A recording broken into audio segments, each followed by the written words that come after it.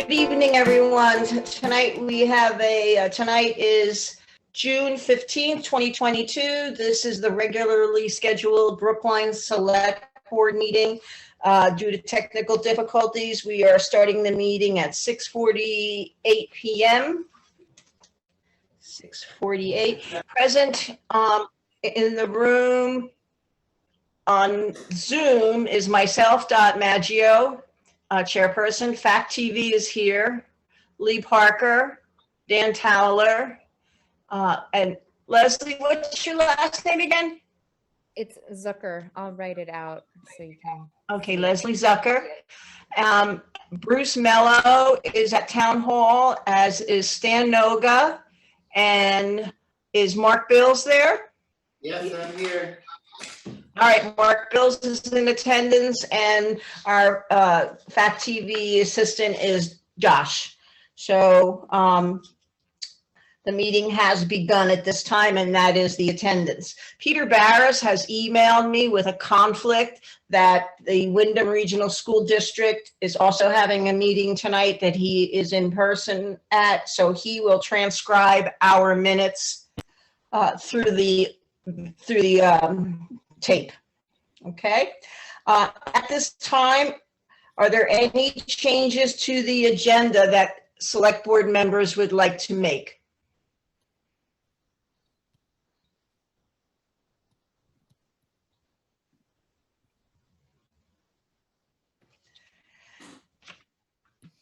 All right, I'm going to, I hear nothing from the select board. I'm going to suggest that we just, Leanne, Dan, and Leslie, are we all here for discussing vandalism, or are we all here for meeting house, or how should I rearrange my agenda to meet the public's needs so that you don't have to hang around till later on in the meeting?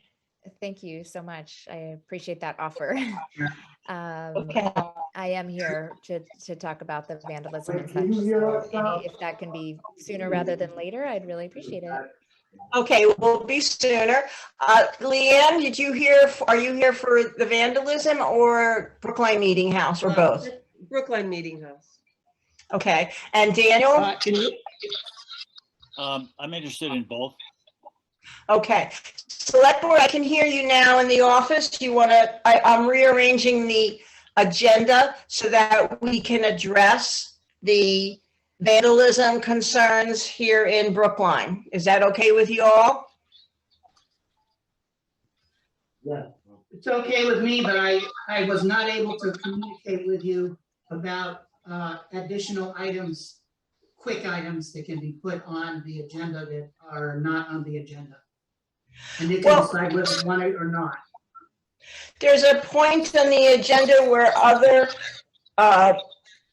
any other concerns that select board members may have. It's item 7E, that if it's not a votable item, that we can discuss it then. Okay. Yeah. Oh, well, it'll do. Well, Okay. we've got to sign the contracts. I have that. I have that. Is it on the agenda though? But it doesn't have to be voted on. I have the contract. It doesn't have to be. Okay, all right. Okay. We can do it under other. Yeah. Okay. All right. I will allow Leslie. I'll try to speak slowly because sometimes the computer signal is a little wonky. I am aware through a phone call from Mark Bills about the vandalism that's occurred, not just on Ellen Ware Road, but on other areas in town. We know on Putney Mountain, there's been a whole bathroom remodel thrown off the side of the road, desks, couches, chairs. I know that there's a pit, if you want to call it, on Ellen Ware Road where people dump things over. Most recently, we've had someone with a spray can drive around and cover up many of our signs, our stop signs and speed signs. And also, of course, there are many tire tracks in town. I have some idea about asking interested community members such as yourself and Dan. And there's another new resident. Her name is Christine Chandler. She has asked to, she would also like to be involved in a think tank of sorts of community people that could sit together and come up with some kind of neighborhood plan or action with suggestions to the select board. I would like to be able to offer the conference room at the town hall for you all to sit at, and or set up some reoccurring Zoom meetings where residents can, through the listserv, know that at 6 o'clock on Saturday evening or 10 o'clock on Monday after or morning, that people are going to get together and discuss this. Because the select board, we're down to 3 people out of 5, and we're all taking on additional responsibilities. We're all concerned about it. It's a few people with some extra idle time and paint cans and since school is out, I'm sure things might get a little bit worse. But I would like to hear, oh, there's Josh. I would like to hear from Leslie. Please do share your particular concerns. I'd like for them to be, everybody to be aware of it besides myself. Thank you. Sure. Are you inviting me to speak? Okay. Well, hello, everyone. Thanks for making these meetings open so that we can drop in, and especially thanks for rearranging the agenda so that this is right up front. Appreciate that. So I'm just certainly not the only one who doesn't like the vandalism, but what why I'm here is that I just don't really think that relying on law enforcement is necessarily going to solve this issue. You know, I've brought it up a couple times, and I appreciate their role, and I think there's probably more innovative ways or other alternatives to be tried rather than relying on a system that maybe hasn't stopped this kind of thing in the past. And so I'm not exactly sure what the right solution is, but I'm open to speaking with people who might be willing to kind of, think outside the box and have a little bit more creativity to put toward this. And so, I'm willing to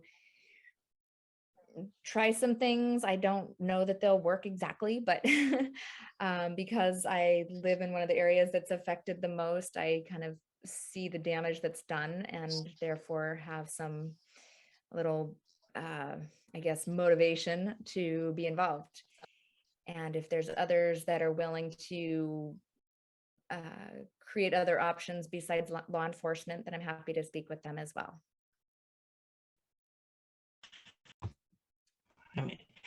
Thank you very much, Leslie. Yes, law enforcement, it really is limited. It's always after the fact.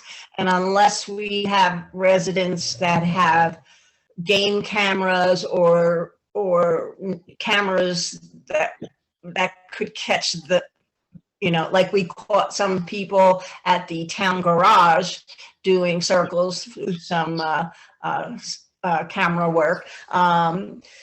Otherwise, it's very difficult to find out who it is. Some of those drivers are doing it at the wee hours of the morning. I probably am awake, but I don't hear them as they leave their tire marks going around in circles. Dan, I'm going to ask you to unmute yourself and share your thoughts and ideas about having a committee that might meet. I don't know if you would prefer in person or me setting up a couple of scheduled Zoom meetings where we can advertise the link. What do you think, Dan? Oh gosh, I guess I would. I don't have any bright ideas particularly, except to me, it seems like the perpetrators are going to have to be caught in the act somehow and prosecuted. I mean, I don't see any other remedy, really, personally. We could put up signs, but that'll probably have no effect. And the only way to catch people, aside from being in the right place in the right time, which is really a long shot, is cameras. And there are certain areas that stuff keeps happening where perhaps some clandestine cameras could be put. I don't know. That's just, I don't know how easy that is to do, but I don't know. But I'll meet and hash out whatever we can think of, if you want. I don't really care if it's Zoom or in person, but All right, thank you. I'm going to one pass the mic. Yes, sure. If I can just say, I am curious though to hear from Mark Bills, because not only is he, on the ground making the rounds of the town regularly and a town employee,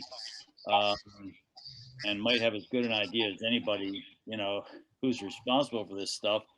Not that he has any proof, but also I would like it if Mark could be part of the discussion. And damaging town signs, I mean, that's, it's criminal activity. Money. Damaging and stealing town signs. Okay. Okay. Mark, can you hear me? Mark Bills? Yeah, I can hear you, Doc. About how much money do you Yeah, I don't really it have a would cost? solution yet. Like- No, it wasn't. Go ahead. Speed the system up. I'm sorry, Doc, the voices aren't coming in, it's very digitally, hit and miss. I'm only hearing every few words. Oh, I apologize for any computer interference. The question is, I'm wondering about how much money, how much is this vandalism costing the town? And what do you think we could do? And would you consider working with some other community members on this if we had another meeting or two about it?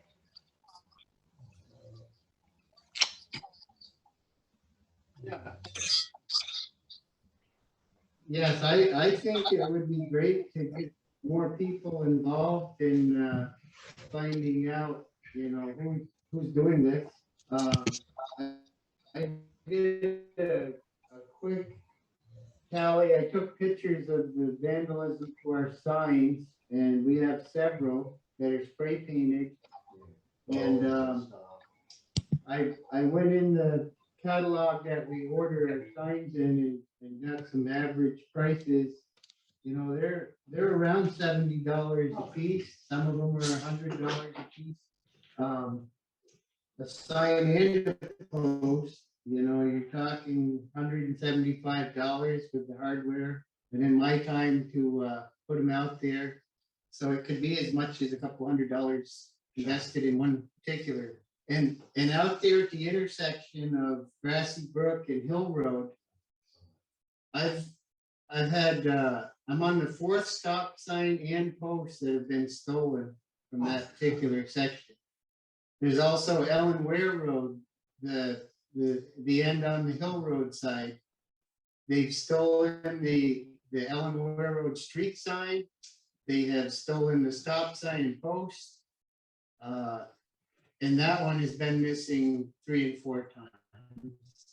As well as another one up on the Athens Road called Mountain Road. I can't seem to keep a sign up there, street sign. And they've spray painted over brand new, recently installed speed limit signs. And, painted in 100-mile-an-hour speed limit. So it's just rude, it's childish. I think more than anything, it's young kids. But, you know, we've also had some other stuff going on in town, you know, up on Putney Mountain. Just before we got some rain back when it was super dry, I was up there grading the road, and up around the second hairpin turn, I noticed there was a tree all blackened from soot, and somebody tried to light car tires on fire. And there was 3 tires. One had burned completely up during the night, and fortunately it rained that night, and it only made a burn circle of leaves about 15 feet diameter. But there's 2 tires laying there that they put wood on them and pieces of cloth, tried to ignite these tires on fire. And it seems, you know, so far, it seemed like that happened on a Sunday night. And it seemed like these signs that got spray painted was on a Sunday night. So it's somebody's schedule that has, you know, Sunday nights off. But, and then there's the black marks all over town. I mean, they're using up tires every week. You know, morning circles. Yeah. So That's I mean, costing them more than it is us, but yeah, I'm hoping we can get more people together to, you know, more eyes on the road to maybe try to catch them in the act and get some license plate numbers, some car identifications. I thought about calling the police, but you know, unless you actually catch them doing it, there's nothing that they can do. Yeah, I kind of, I feel like Bruce, I feel like it's a wasted effort to involve them. When they come to town, it's usually when the people aren't here to do the deeds. It's after they're, you know, it's like trying to catch them speeding. Yeah. They get the person going to work, or, so I don't know, I'm up for anything to, if I can help in any way, I can, and you know, I want to replace these signs because they are liabilities not having, you know, a fresh stop sign showing, but are they just gonna keep stealing them or ruining them? What do I do? I'm open for answers as well. Can I get in the middle of this? Dot? Did she hear me? Go ahead, you have the floor. Go You hear me, ahead. Dot? You hear me, Dot? He said, because he can hear you. It's just Okay. connection. It's super slow. I don't know if these are the correct solutions. Let's start off with that. I don't usually like to start anything negatively, but I don't know. And I've been dealing with this for 40 years, listening to the spinning of the tires around town. Patty and I bitch about it, and nothing you can do. You're not gonna get any help from the police, forget it. Now, there's a couple of things here. What I would do, I would replace the damn signs. You're probably all gonna disagree with that. I'd leave them where they were until September. That's the first. Don't know if that's right. Don't know if it's legal, but I wouldn't keep replace because they're waiting for you. That's the first thing. The second thing is, I believe we used to have 1 or 2 town constables in this town, which we haven't had for years. I would suggest that the town needs to put pressure on the entire town to get some person or persons as a town constable in this town, and they I don't believe, we don't have, I'm getting off a little bit, but we don't pay the state police or the sheriff's department anything anymore like we did so years ago, because it turned out to be a total waste of time. But now we're coming into the next budget year. We could work something out where we have a constable, if we can get one, pay him per week, minimum, you know, as little as we can, obviously, to patrol the town. To me, in my mind's eye, other than the local people, you're not gonna get a resolution to this problem. So we all advise, start getting happy about it now, because you're not gonna stop the vandalism, get over it. So it's a terrible thing. It might not be legal that we don't replace the signs, But what are we gonna do? Keep replacing the sign, after sign, after sign, after sign, after sign, and it's probably not even the budget. I don't even know. So that's my thoughts on all this, and I'm sure a bunch of you have got positives and negatives of everything I've said. But like I said a minute ago, Patty and I have been listening to this for years. It's just the nature of the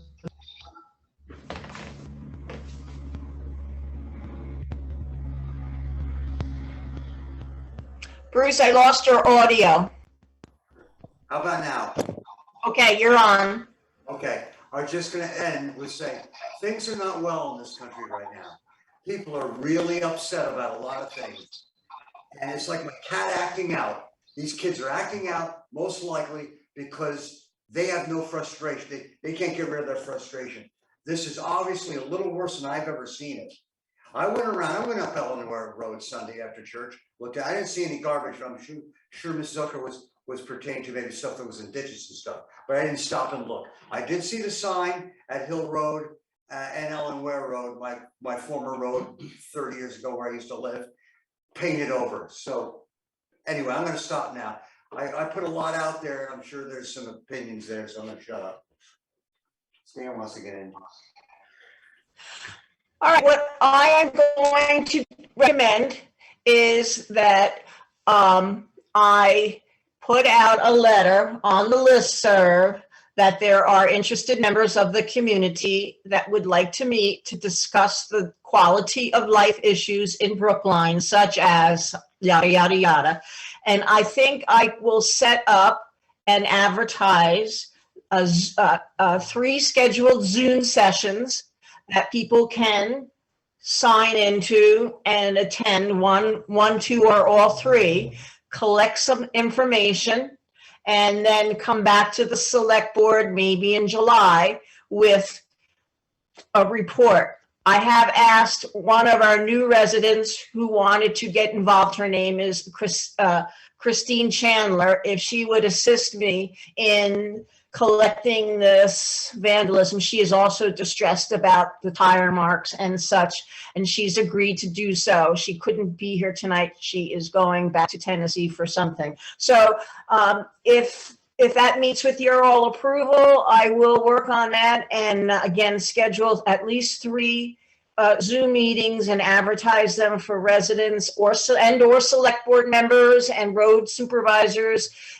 to come up with questions and do some research, and then come back to the select board in July with some suggestions, whether it be cameras or constables or neighborhood watch, or I know there are game cameras which are Wi-Fi. You know, what could the town do to support residents who would like to help out in this respect? Dan, you had something to say? Well, just that July is around the corner. I don't know how there's time for 3 Zoom sessions and come back with suggestions, recommendations by July. Well, we have 2 meetings in July. We have July 6th and we have 20. July 20th. So we could, yes. So we can have three meetings and then come back on July 20th with the suggestions. And Doc, as far as, Doc. yes, Stan, yes. Stan would like to chime in. Go ahead. As you saw the pictures I sent to you and Bruce, there is a spot that has stuffed furniture about 200 feet before the hairpin turn, the first hairpin turn as you're going north on Ellen Ware Road. I'd like to ask Leslie a question. She mentioned that there is a burn pit somewhere. Could she explain where that is? Oh, can't hear you, Stan. I think I heard your question. You're asking me where that burn area is on Ellen Ware? Correct. Okay. I would say if you're coming from the Hill Road end and going toward Route 30, it's probably about 2/3 to 3/4 of the way down. And it's like a little piece of land that juts out over the river, and there used to be a tree with a swing, and that tree has broken, and they've cut down a few trees right around the area that they've burned. And if you're just driving by, you can't quite see the trash, but if you just are out of your car and step down a couple feet, you can see a huge pile of cans and just all kinds of gross stuff. And yeah. Okay, one final comment. I tend to work outside on the weekends. And back in the spring, I mentioned there was a family that was revving a car consistently for a couple of hours. It was very obnoxious.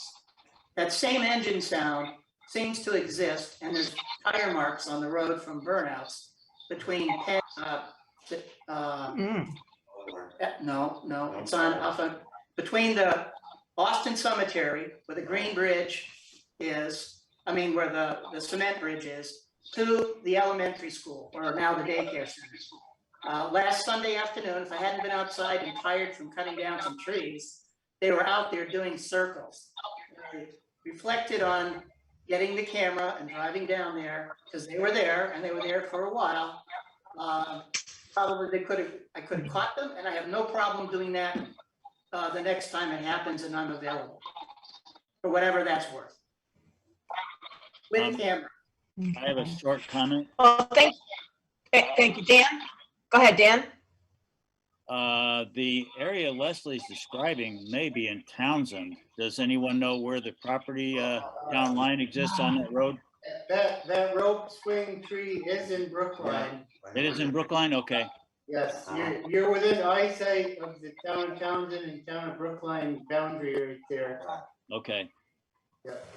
We can beat this up all night, but we got a lot of agenda here. Yeah, I know. Just so we Right. finalize. So, if it's okay with everyone, I will follow up with the listserv.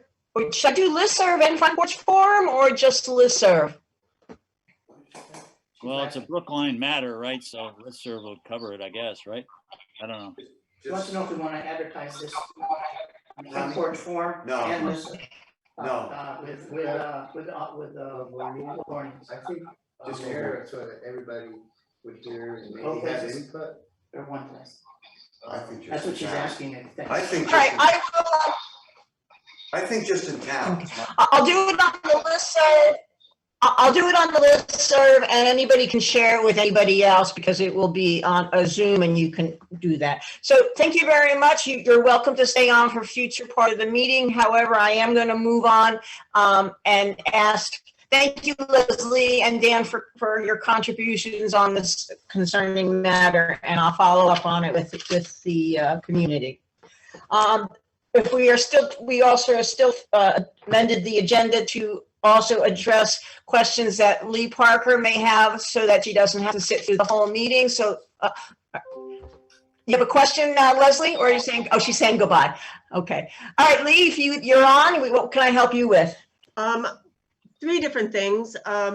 One, good news. I think we have 2 new members for the Brookline Meeting House Committee. Julia and Stuart Duke are interested in joining, and Julia is a nurse, I believe, down in Brattleboro, and Stuart was, I think, was project manager for Weston Playhouse. Project manager. I did have him over last Sunday to talk about things. She initially contacted us at the plant sale and said that she was interested in doing something with the plant sale next year. And when I asked her if she was interested in working on the committee, she said, sure, anything you want. So that was wonderful. So I need to know what next steps are with her. Does she get appointed or? Yeah, I would suggest that you can send a letter to the select board, and we, with the particulars of the names of the appointees that you would like to see the select board appoint.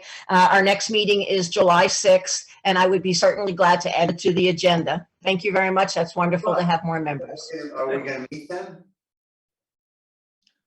Are we going to meet them, Dot? Dot? Leanne has already met them, and they have come to open houses, and there is a, Leanne, what would you like to Well, I would like, I've asked them if they wanted to come to the next open house on July 3rd, to get to be familiarize themselves with some of the history. I've also asked if they are interested in joining us with a Zoom with the Athens people when we talk about the Welcome Center in August. So I can let you know that, but I'm happy to send a note to the select board as a formal thing, just so we have it down in the records. And yeah, if you want to talk about it at the next meeting, whatever you want to do, I'm sure they're happy Okay, to do whatever you feel is needed. we need to vote them in. So I think it's applicable that the select board meet them and talk with them. We're very excited that this, and thank you, that this is happening. Lord knows we can use more help, Leanne and Dan.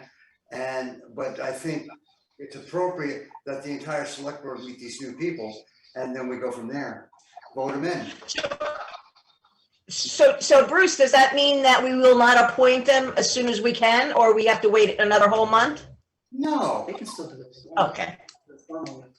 If they attend, you're asking them to attend the Zoom meeting, you're saying then? oh, well, we vote them in. How are you gonna vote for somebody you never met before? I'm not- Wait, just a moment.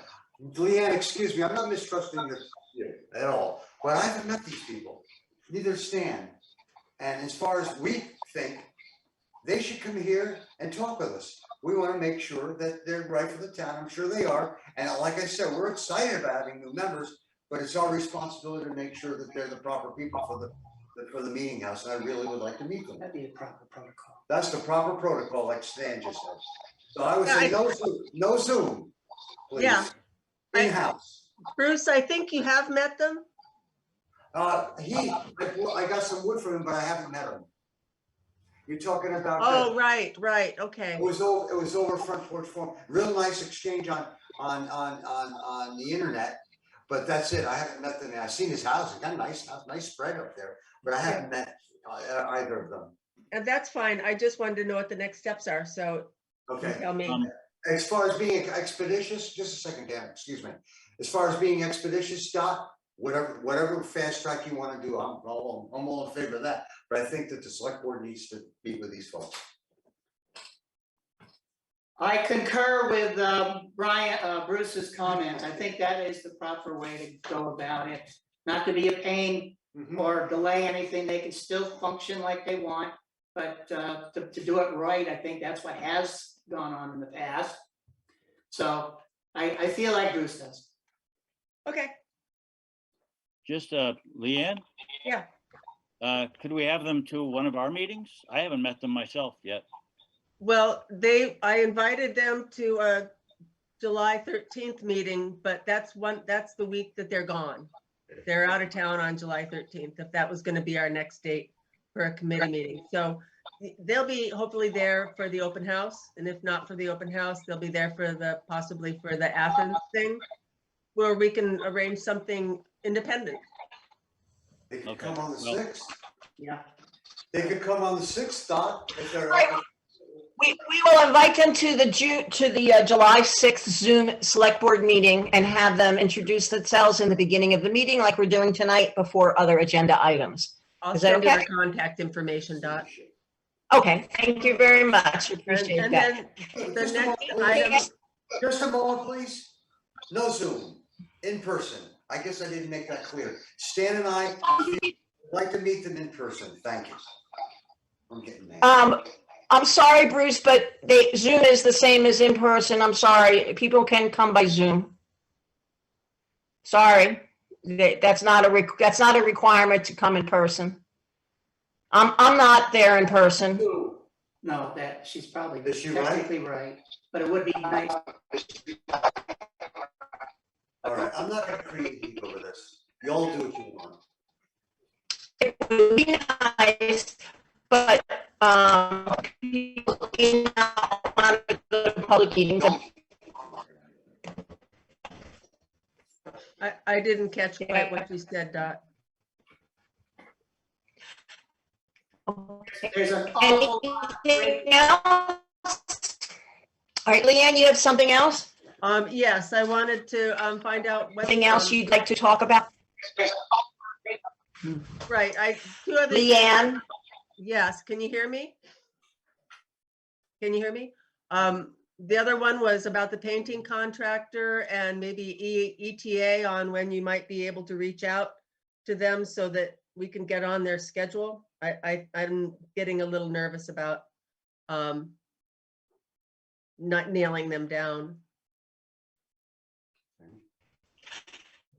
It is on our agenda that once the steeple repairs have been approved, then I will contact the painter and let him know that the building is available for his work. I'll get his paperwork and file and get a start time, but the start time was left open. We only gave him a end time that it has to be completed by. So we'll let you know as soon as everything is done. I believe that's on the agenda tonight to approve the steeple work that was done by Carrie Bourne.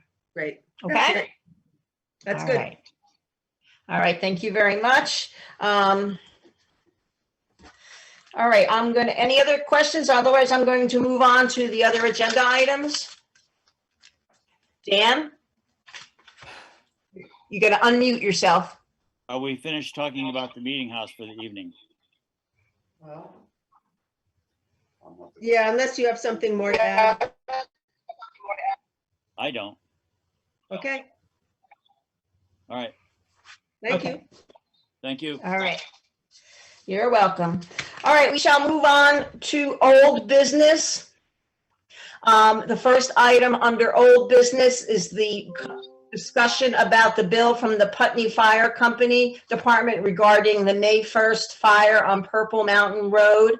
I will let you know that I spoke to both the Jane and John Rawley of 74 Purple Mountain Road, whose property was damaged, and their tenant, Jamie McAuliffe, who lives at 72 Purple Mountain Road and who is the responsible party. In short, they are accepting the responsibility. There is a question about a payment schedule discussion. I thought it would be too much to try to discuss tonight.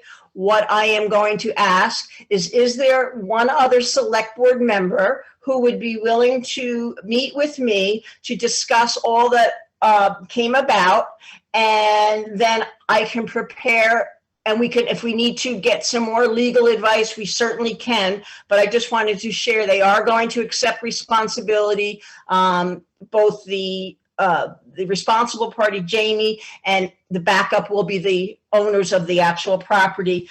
And he has suggested starting with some kind of a payment schedule. I have some ideas. I think it's too complicated to get into discussion tonight. We'd be here for a long time. I think a short two-person, non-quorum select board meeting will make a concise presentation for July 6th. Is that something acceptable? And is Bruce or Stan, would either one of you be interested in working with me on, and the three people that I spoke with? Look, I don't know how to say this. You know me real well, Todd. I'd love to help, but I'm burning candle at both ends, my head and my body. I don't have a garden in. I'm still working on wood. I don't have the time for this. I'm sorry. I just can't do it. I'm sorry to come over here, but it's, I guess you can't hear me from the other side of the room. I'm willing to help. However, I need to talk with you before I extend that for a permit. Absolutely. We need to sit down, and you and I need to sit down. I want to tell you what I've learned, and then we could combine our knowledge and reach out to who we need to reach out to, including everybody can come into the select board if they want, and we can interview and plan and have whatever, or we can just do some of the things, suggestions were liens and so on and so forth. But I think it would be too much to discuss at tonight's meeting. I think I would like to discuss it and come up with have everybody understand a little bit better what's going on. I have one question. At the last meeting, it was unknown based on the method that the invoice was submitted to the town of Brookline. it was done in a manner that implied the town of Brookline was responsible for the payment. So my question is, in the research and work that you've done, is the town ultimately responsible or not? The town is responsible for the mutual aid, fire aid for our community, and it was a mutual aid response to a fire. The reason why the Putney's had the most crew there, and it was an illegal fire with illegal substances being burned, and it was during a red flag period and put Putney in danger. We can also speak with Chief Goddard, and we can continue with any other legal advice. But because I knew the residents, the Rawleys personally, and I got very good, I didn't want to jump to getting a lawyer to write a letter. They were very, very accommodating. They called me, we spoke on the phone. I spoke to the responsible party on the phone. They want to do restitution. They will do everything. So I'd like to stand, if we can do it by telephone because it's not a quorum. I just would like to fill you in on that kind of thing. Okay, that's good. The Raleighs are good people. I have no doubt that they will assist in any way they can. And thank you for that. My reason for suggesting the attorney last time was not to bring a process, but purely to find out whether or not we were liable as a town or not. And basically what you said is yes, and apparently any other town is in that kind of a scenario where mutual aid is involved, which is kind of interesting to see or learn. Thank you. Thank you, Stan. All right, very good. Dot, Yes, sir. we haven't done, not that I love doing it, but we haven't done the minutes. Thank you very much. I'm sorry, we got off track with the guests. It's haphazard. We're gonna calm it down right now. Let's just back up, do that, okay, Doc, and then we can move on, nice and calmly. Okay. At this point, I would like for us to address the minutes from the draft minutes from the June 1st, 2022 meeting. Does anyone have any changes for page 1?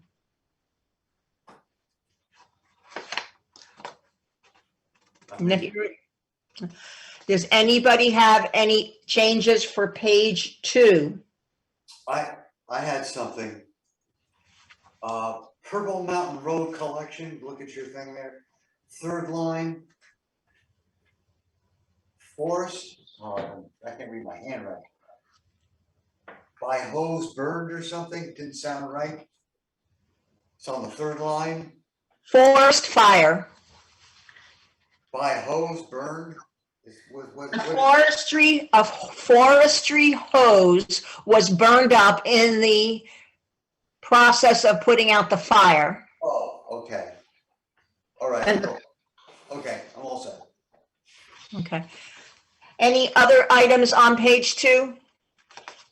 Any items on page 3?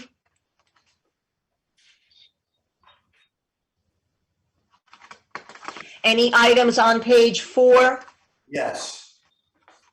5th paragraph, put them on down, and you'll see participation with an energy audit at Newbrook, NIP. Participation with an energy audit at Brookline Elementary School, or that, and then it was Sunny Lane Daycare. I remember saying that I felt that you were very qualified in this handling these energy audits because you participated back when Newbrook did energy audits, correct? No, All right, my mistake. So we will change that to wait a minute. daycare building. Newbrook didn't do an energy audit.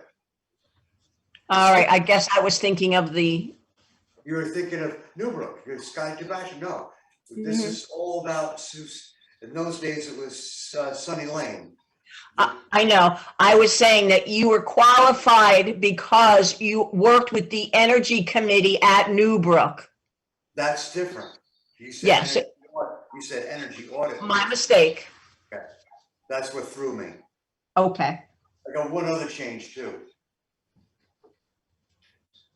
You all set? Second to the last paragraph, about the matching funds, it's got $90/10%. I believe it should be 90%/10%. Yes, 90%/10%. Thank you. I'll note that for Peter. Boy, I can't believe I'm so. Very good. Any other items on page 4? Hearing Yes, none. Yes, sir. In the third paragraph from the bottom, it says H.F. Fuller. I thought it was ASA, A-S-A Fuller. Okay, I was wondering.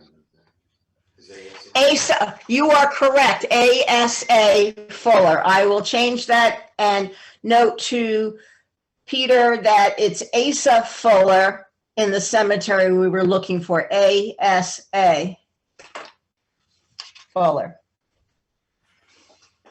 Good catch. Anything else on page 4? Hearing none, going to page 5. I have nothing. All right. At this time, I'd like to make a motion to approve the minutes from the June 1st, 2002 meeting as amended. May I have a second? Second. Seconded by Bruce. Let me write this down. Any discussion? Hearing none, all of those in favor of approving the minutes from June 1st as amended signify by saying aye. Aye. All approved. Thank you. Now we're gonna move back to 6B, Dot. 6B, thank you. 5B? Old business? Yes, under old business, 6B. That's 5B. That should be New next. business is 6B. Old business is 5B. Five- 5B, FEMA site visit update. Yes, it should be 5B. I said, Stan corrected me, he's right. Okay.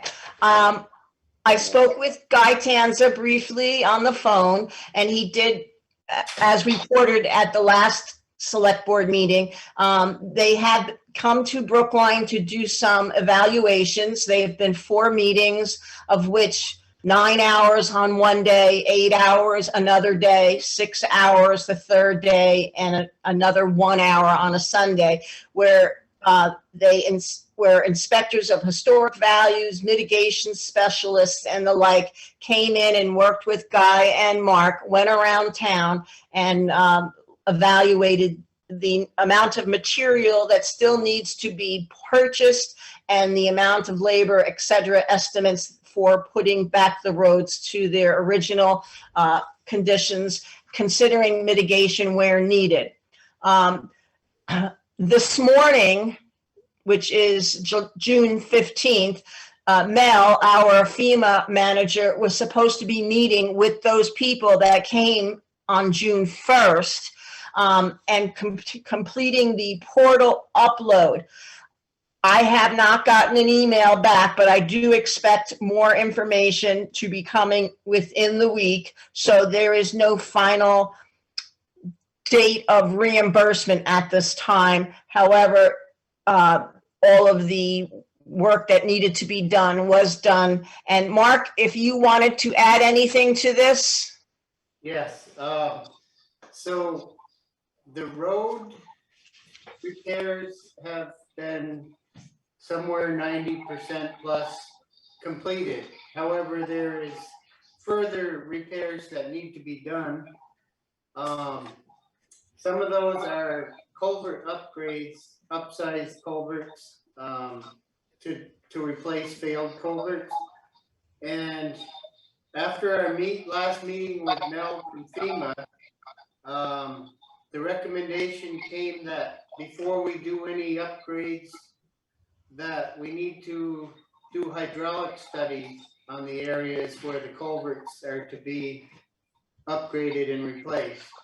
So I called Megan Brunk from V-Trans, and she's the person who can do the hydraulic studies for us. She said they can be time consuming as far out as 6 months. So the way Mel talked, we wouldn't if we were gonna do these upgrades, that we may not get it, finances back until these mitigation, hydraulic studies have been done and work completed. That could push us out. We have 18 months from the time of the disaster to get our roads back in shape. Now, if we have to wait, 6 months from July, we're gonna be in the middle of winter. it'll be March, will be the 18th month, next March. We can't work during the winter. We only have until October 1st to work in these streams, Because of the water. rivers, brooks. Yeah. So we have a short window. It'll have to be this summer. Now, after talking with Megan about the hydraulic studies needed, she referred me to call A&R to have them come do site visits to the areas in question before we do anything else.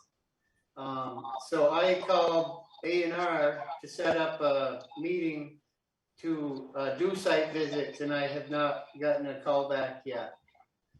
So I understand they're probably busy. It's been about a week now. So I'm hoping, Archie Clark works with the guy from A&R on a lot of their jobs.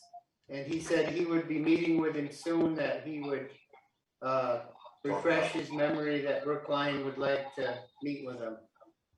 So I feel like, we can't really move on with a lot of our, repairs until we meet with A&R. And A&R may tell us we don't need a hydraulic study on certain places, but there is questions that if we're working in the water, we need a permit and we have to meet with them. And Mel recommended that by meeting with A&R, that would, Expedite her. yeah, it would help us move along. Okay, good. So until we hear from A&R, we're kind of on hold. Okay. All right. I appreciate you reaching out. Please do keep Archie involved and A&R and any other. I know we're going to talk shortly about other projects with Jeff Nugent and meeting next week, but and I apologize, Mark, for missing your voicemail that you left. For some reason, my cell phone did not indicate that I had a voicemail from you, and I apologize. We'll talk about that later. Electronic communications sometimes fail. But Yeah, thank you, Mark, and we'll keep in touch on this and move as fast as we possibly can. This is a little disturbing that I thought Mel had said that we would be able to get that which was already done, that small project segments reimbursed, and those that are not. So we'll see. I remember hearing the same words, and so did Guy. And we thought by June that we would be receiving payments, but now that this whole crew came from FEMA, from all the different areas, things have kind of changed. Is, you know, I thought we could just go and do the work and then get reimbursed, but it has to be done to their likings, their specs, which is working with all these agencies to get it done the way they do things. It's worse than the hurricane. Yeah, it is. It is. All right, well, we'll continue on with this at another time. I'll put it on the agenda again. I'm going to move on to phone system discussion very quickly. I have three. I talked to, what's his name? Hold on. His name is, I don't have it, Marty Grimes. He owns a company called Southern Vermont Telephone. He lives on River Road in Newfane. We have three options. One, he could sell the town a digital phone system, 3 digital phone systems. It would cost initially $1,500, all wired and installed, a one-time fee. It would give us 62 inboxes maximum, For example, town clerk would have a voicemail box, treasurer, road foreman, listers, select board members, and everyone could have remote access to those phone calls. And if someone called about taxes, Guy could say, you know, he could answer the phone on his Tuesdays and Thursdays, but connect them to the voicemail of the treasurer to have them follow up on anything. So going forward, we would not have any overlapping job descriptions concerns. The second process is getting in touch with, and I have not gotten a call back. This is from Regina Splain. She works for Consolidated Communications. They are the ones that provide us with the emergency landline phone, which is next to Guy's desk, which is used for the mutual aid. And if we have a power outage, that phone does work. What they would do, they would lease us a phone system, thereby increasing our monthly bill for a lease program. The town of Vernon has done that. The third option would be to keep our phones and allow calls that go unanswered just to go to voicemail as it does now, and that's through Comcast.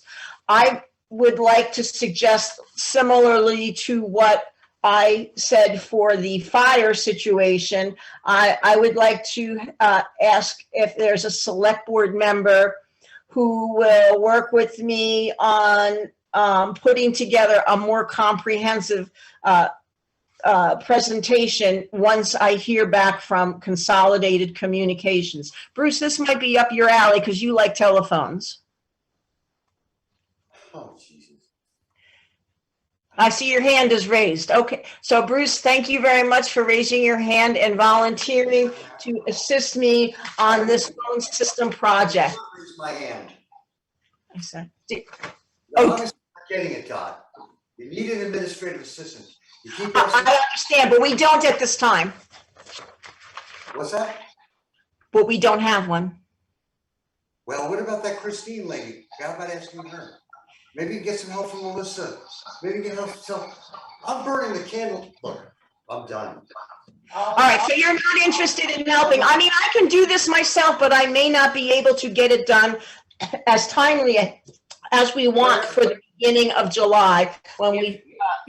If you're interested, I would help. If not. Thank you, Stan. All right. I wanted to spread the wealth out, but Stan, that would be fine. Thank you. All right. Thank you. All right, then we shall move on to the next item. Mark, this question you can probably answer. Our generator housing is complete, correct? Outside for the doghouse? No, I have the rest of the materials at the town garage. I have 2 pieces of roofing metal, have 4 doors that are going on it, and it's on my scheduled list to be done very soon. Okay, so we need to know, so that needs to be done because we don't have a cost estimate for how much this has cost us. And also, I want you to consider developing a testing schedule at least every 8 weeks to make with a small amount of gas to make sure the system works as it's supposed to work, which means turning off the power in this building and running the building every couple of months on generator just to make sure it's working correctly. Okay, I'd be glad to start up something like that.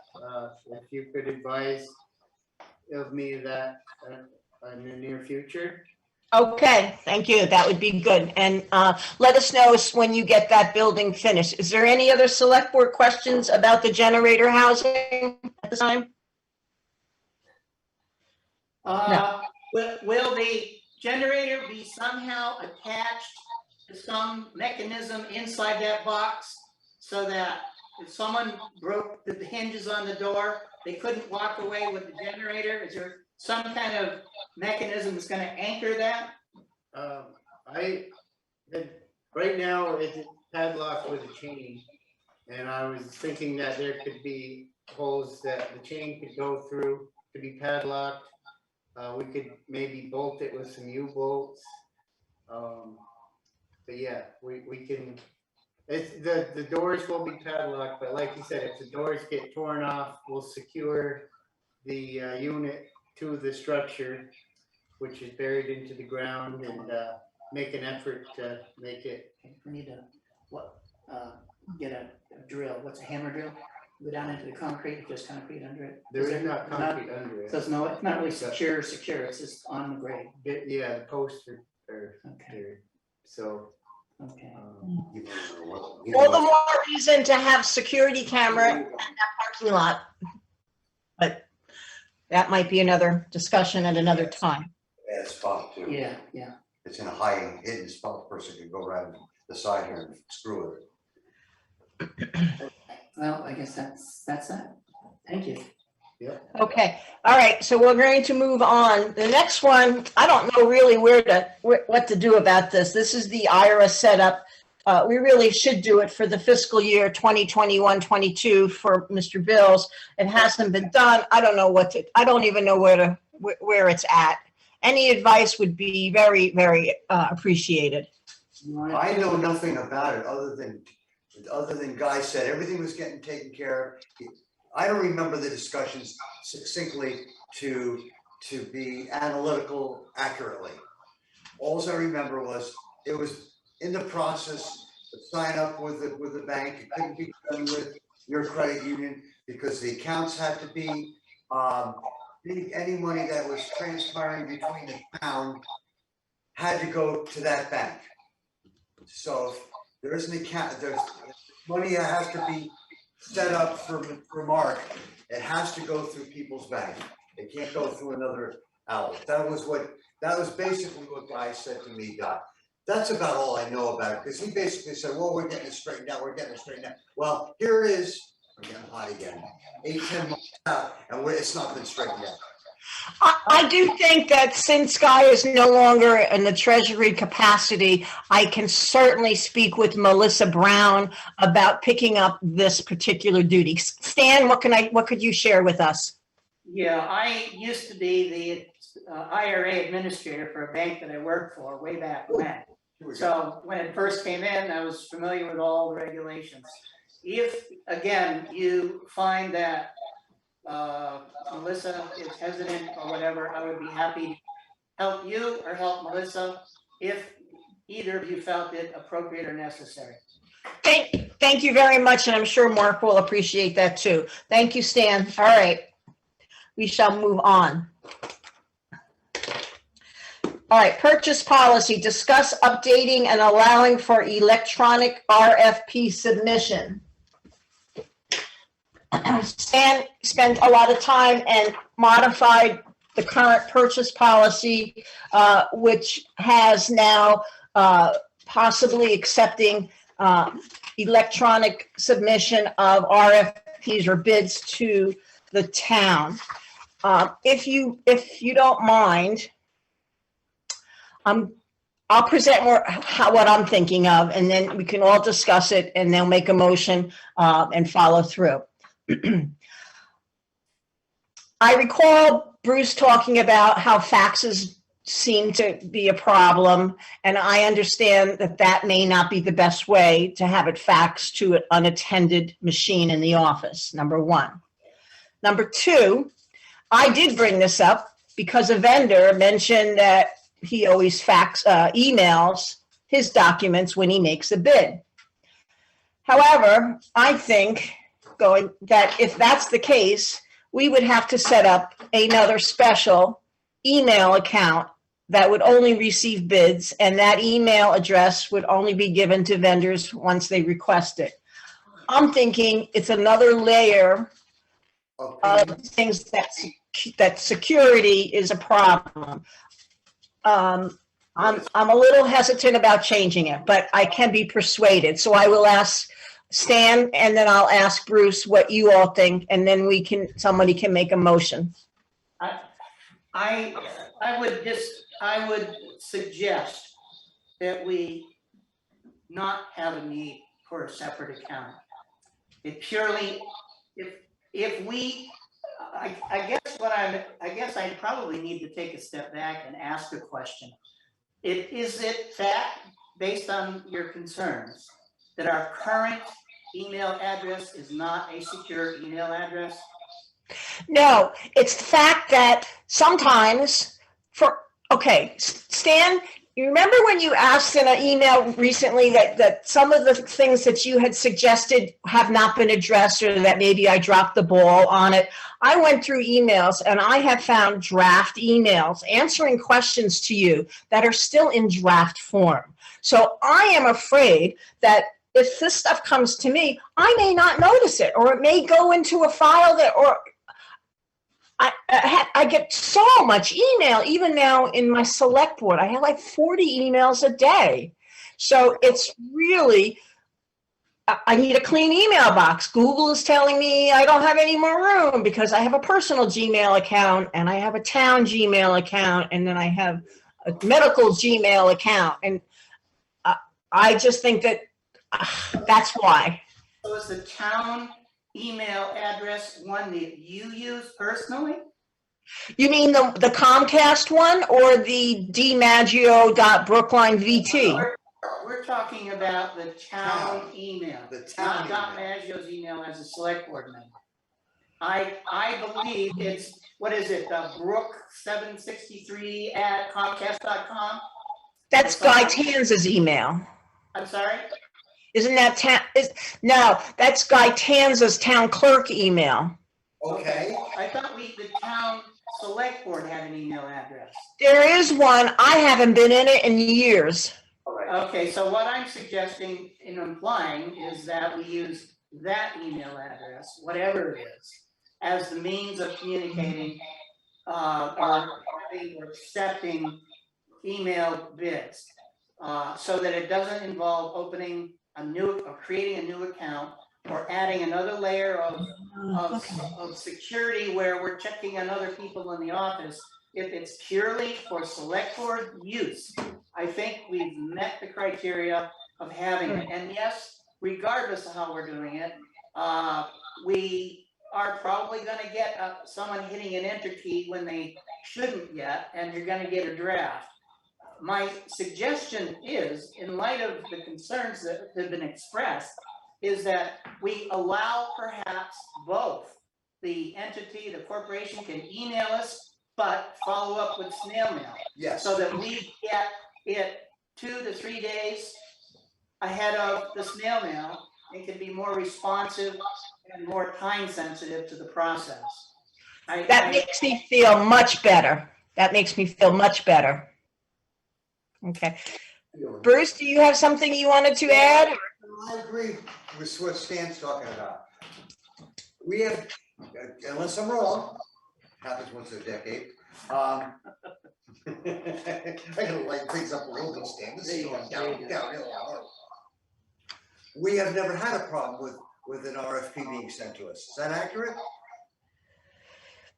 Not that I know of. In the mail one, that being mailed in, no. Okay, you answered my question. So example.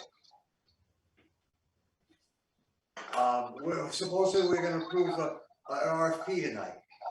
That gives everybody that's interested to contact me and get in, and 1 day short of 3 weeks, maybe 2 days short, once, I don't know exactly when the RFP goes in the paper. When does it go in the paper? We're going to ask for Saturday. Pardon me? I'm asking for a weekend submission on Saturday. Okay, so 3 days short of 3 weeks. So as an example of my situation, they're gonna know when they contact me that they have 2 ways to do it. They can do it via what you were saying, Stan, with the email account if we do that. But really the best way, let's face it, is hard copy. Because even if they meet with me, today is June 15th, and they meet with me by the 24th, they're inside of almost 2 weeks to get the RFP in by snail mail. That has to be pretty damn bad in order to get it. I guess what I'm saying is, if they're interested in doing the RFP, like Momani, they'll get it in. Now, if you wanna set up the alternate to have the email, to have it electronically done, fine, it works. But to me, the snail mail works the best because it's always worked. I've been dealing since the first of the year and taking over the grant with Jeff Nugent, V-Trans, several different departments, Wyndham Regional, and to my knowledge, nothing that I sent them has gone to the wrong address, and nothing that I've received was incorrect in its intended receiver. So I've got basically 4.5 to 5 months worth of experience that it works in terms of turning things around very quickly. So I'm comfortable if for a particular bid, you want to use snail mail, go ahead. You want to use email and snail mail, go, I think we're open. So I think there's enough provision built into it. And on page 1 of this revised policy, down under A1B, you'll note that it does say, if you want to submit or utilize both methods, we can. So it's wide open, flexible. It may be not enough time to look at it and reflect on it. If you want to table it till the next meeting, that's okay with me. I have no self-serving interest. I'm here to make our lives easier for us. Okay. Yeah. All right, Bruce, are you ready to vote, or would you like us to table it, or how we should? I'll do this. Let's make a motion to amend the purchase policy to include electronic submission of bid information. May I have a second? Second, Seconded by Stan Noga. Let me write this down. Any discussion? I need to know the email address if I'm going to put it in the RFP. Well, we can talk about that later. Any discussion? Nope. Hearing none. Let's do a roll call vote on approving the modifying the purchase policy to include the addition of electronic hard copy or formats for RFPs. Stan Noga, yay or nay? yay. Bruce Mello, yay or nay? Yay.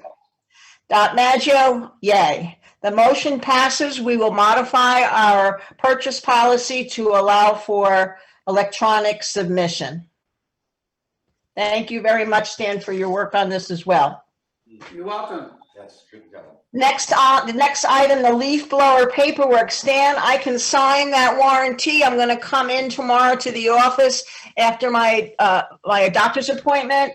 If you leave it in a place or tell me where you want me to leave it, and what else needs to be done about getting the sales representative to sign it?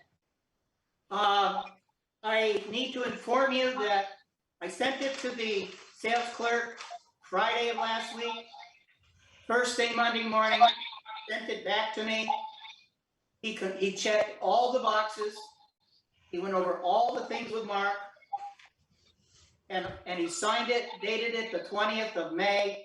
All that remains is the owner's signature, which is the town of Brookline.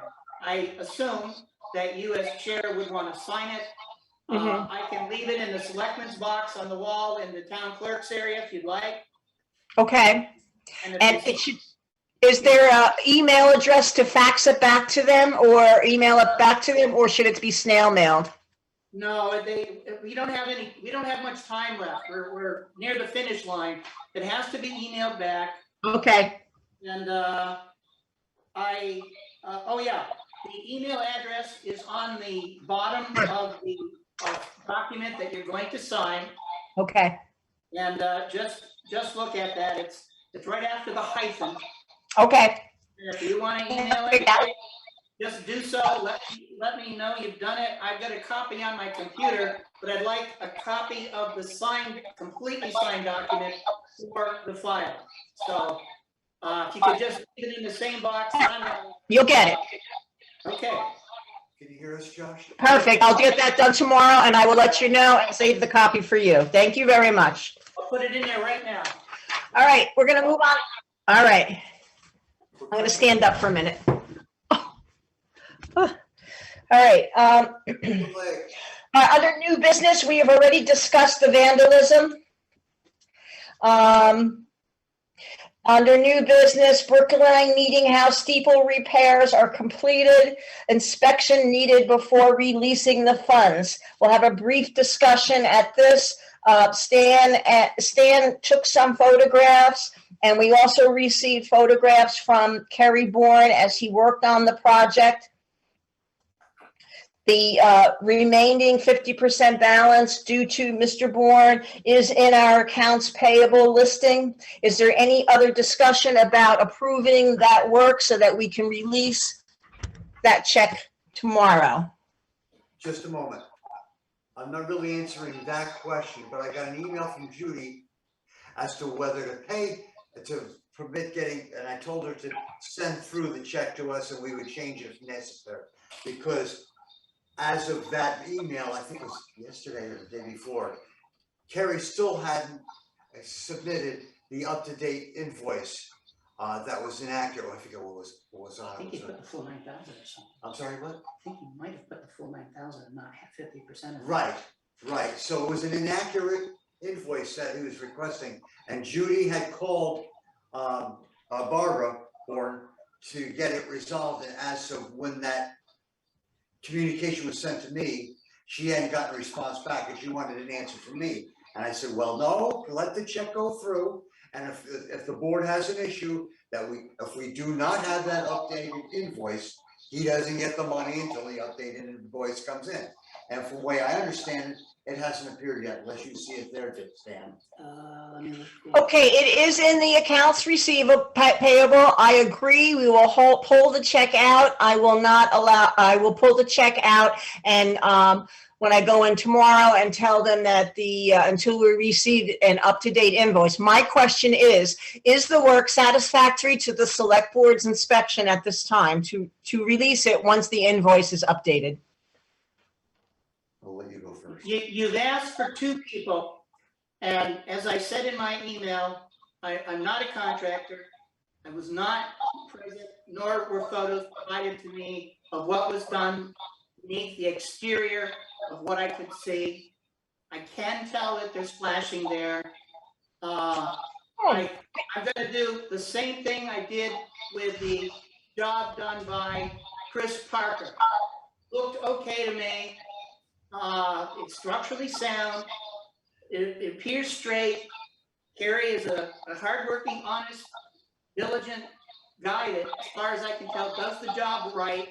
So in light of the things that I'm not aware of, I'm willing to vote in his favor that he did the job right. As far as I can tell, it looks okay to me. I did lay my eyes on it, and I did take photos of it. I would suggest that whoever else is going to look at it from the select board, or whether it be Mark or whoever, there's 2 people required, that they just take a look at it from the outside. I walked around the entire building, got all the angles. I was satisfied. Mm-hmm. Bruce, as the building commissioner, did you put eyes on it yet at all, or did you see the photographs? I thought I had sent to everybody the photographs that Kerry was sending out to me. Yes, I don't see how it's applicable for me to see it from down 45 feet below. But I did look at the pictures closely, and where I'm at with it, I think I like the fact that Stan brought up the analogy of the round schoolhouse thing, because it's really a great way to analyze the situation. Because I'll be quite frankly, I've had my issues with Kerry in the past, but the one thing you can't have an issue with, he loves that building. So I'm going to trust in that he did the job right. I looked at the flashing seems okay. I don't think it's brilliantly perfect like if you're going to put on a brand new house, but I think his intentions are correct. I think he's trying to improve the building, and I'm going to trust that he did it correctly. All right. I will say one thing other, and that is the photos. I think I got 2 photos that came through that I'm aware of, and they were not close-up shots. They were from a distance, showing the entire side of the south side of the steeple, and that's all I got. It was not a close-up, didn't show what was underneath. It was totally an inadequate photo to make a decision on, but looking at the finish work and the detail that he put into it, I think he did an okay job without verification underneath. Lastly, I did see a close-up. I did have a close-up picture. I don't know if Kerry sent it to me or how that. He but sent I- it to you. Yeah, he sent it to me, and I saw a close-up. It didn't look perfectly, but like I said, this isn't a new construction. And it's, I don't have to repeat what I said. I still believe the same thing. I trust him to do the job correctly because he's got his blood, sweat, and tears in. He loves the building, let's face it. I don't think he would do anything purposely to do something wrong. If we had an issue down the road, I'm sure he'd help us with it. So I'm good with anything. Okay, I certainly hope that the invoice that was sent in for the full amount was not sent because the first check was never mailed to him. I don't know. That's interesting. I'll have to find that out if it was. That's the Treasury Department straighten that out, right? Yeah, all righty. I'll follow up on it, but I will be in the office tomorrow and follow up on it and communicate back. But thank you very much. It sounds like you can approve that. Judy seems pretty on it. So if you're making a motion that we pay the second half pending Yes. receipt of an appropriate Good point. invoice, I will second that motion. All right, we have a motion on the floor to approve the payment pending the receipt of an appropriate invoice made by Dot, seconded by Stan. Any other discussion? Hearing none. All those in favor of approving the payment of the balance due to Kerry Bourne for the steeple at the Brookline Meeting House pending a new invoice, signify by saying aye. I'll do a roll call. Stan? Aye. Bruce? Aye. Dot, aye. Okay, all in favor. Thank you very much. Next item is the request for proposal regarding the heat pumps in the daycare building. Review the wording of the RFP. The newspapers for the Brattleboro reformer placement and funding discussion for the heat pumps. You should have received a copy of the RFP. Do you each have a copy of it? Well, I have it at home and I've read it. I have a copy and I believe it's somewhere with me. Okay.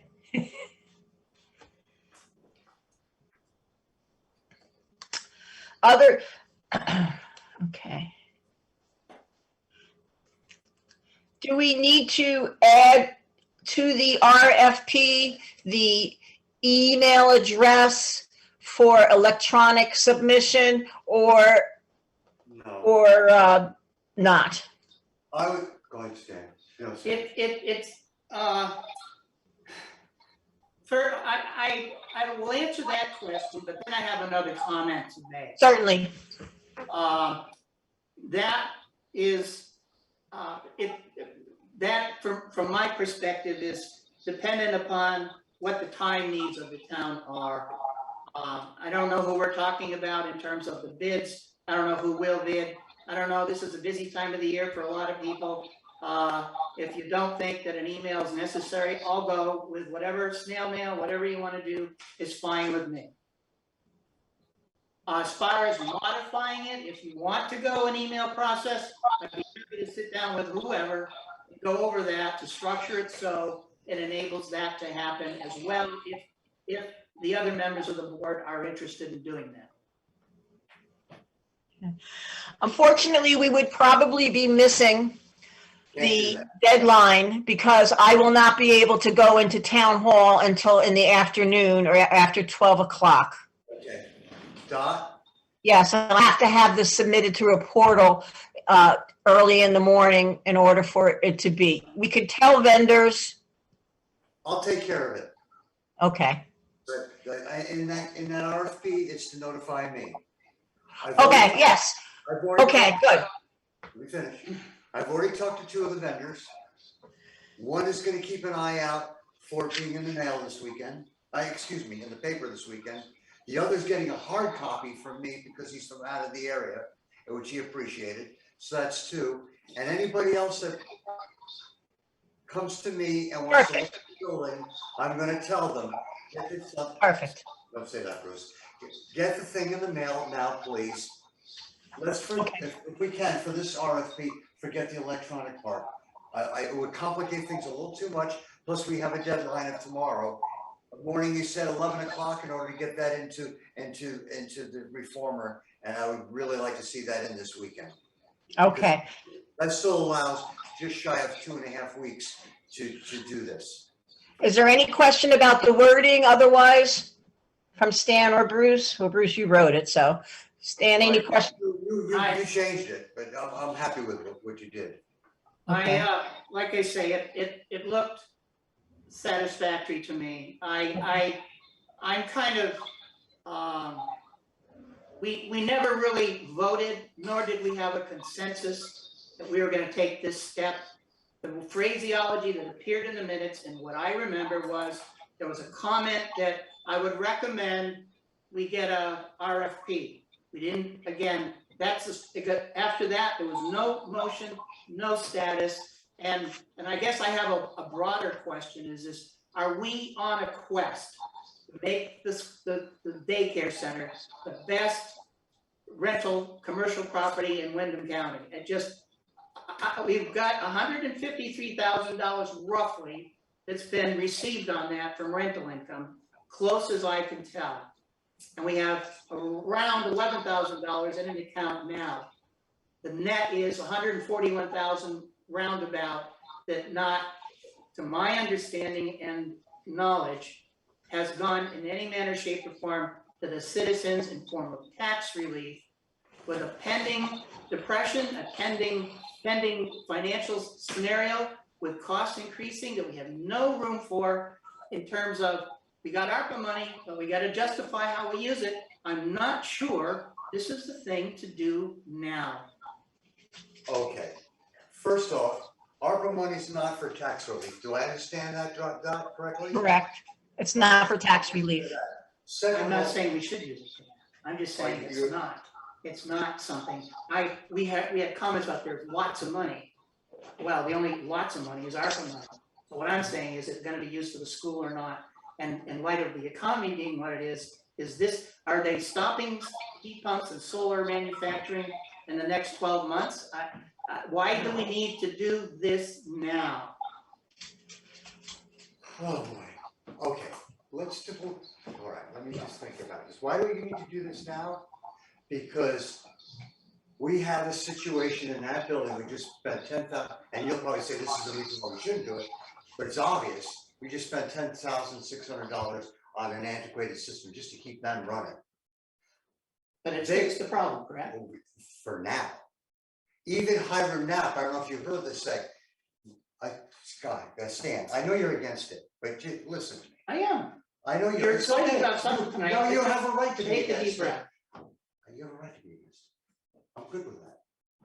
But we still have a and you heard this from Hiram, a double boiler system in there that could fail at any time. I'm not saying it will, but it's plus 30 years old. And I can't even get a quote out of those people. They were supposed to let me know within 2 weeks. We've talked about this several meetings ago. They still haven't called me back, first from Code and Code. But that doesn't really pertain in a way to what you're saying.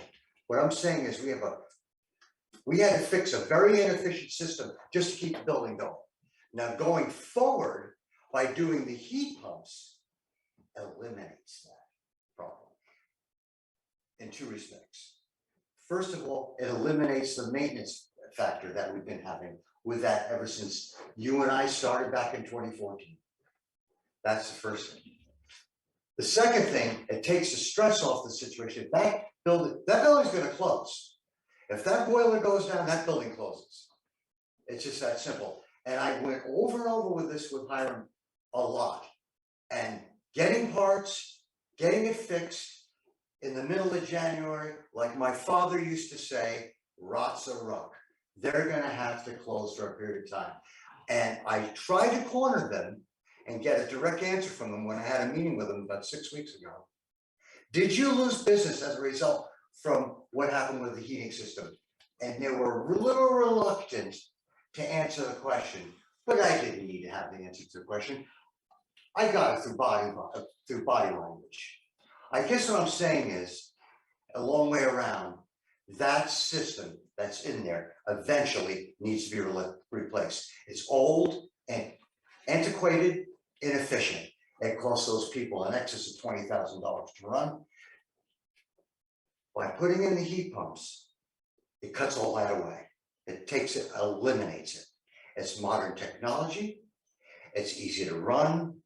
It governs as not only a heat system, but an air conditioning system. It's a win-win for everybody because it takes the pressure off the town of Brookline. It takes the pressure off those people. They won't lose business. And it's a proven technology. I remember, I was looking at a newspaper article this afternoon, and it had to do when I was when we were trying to get the heat pumps installed in Newbrook.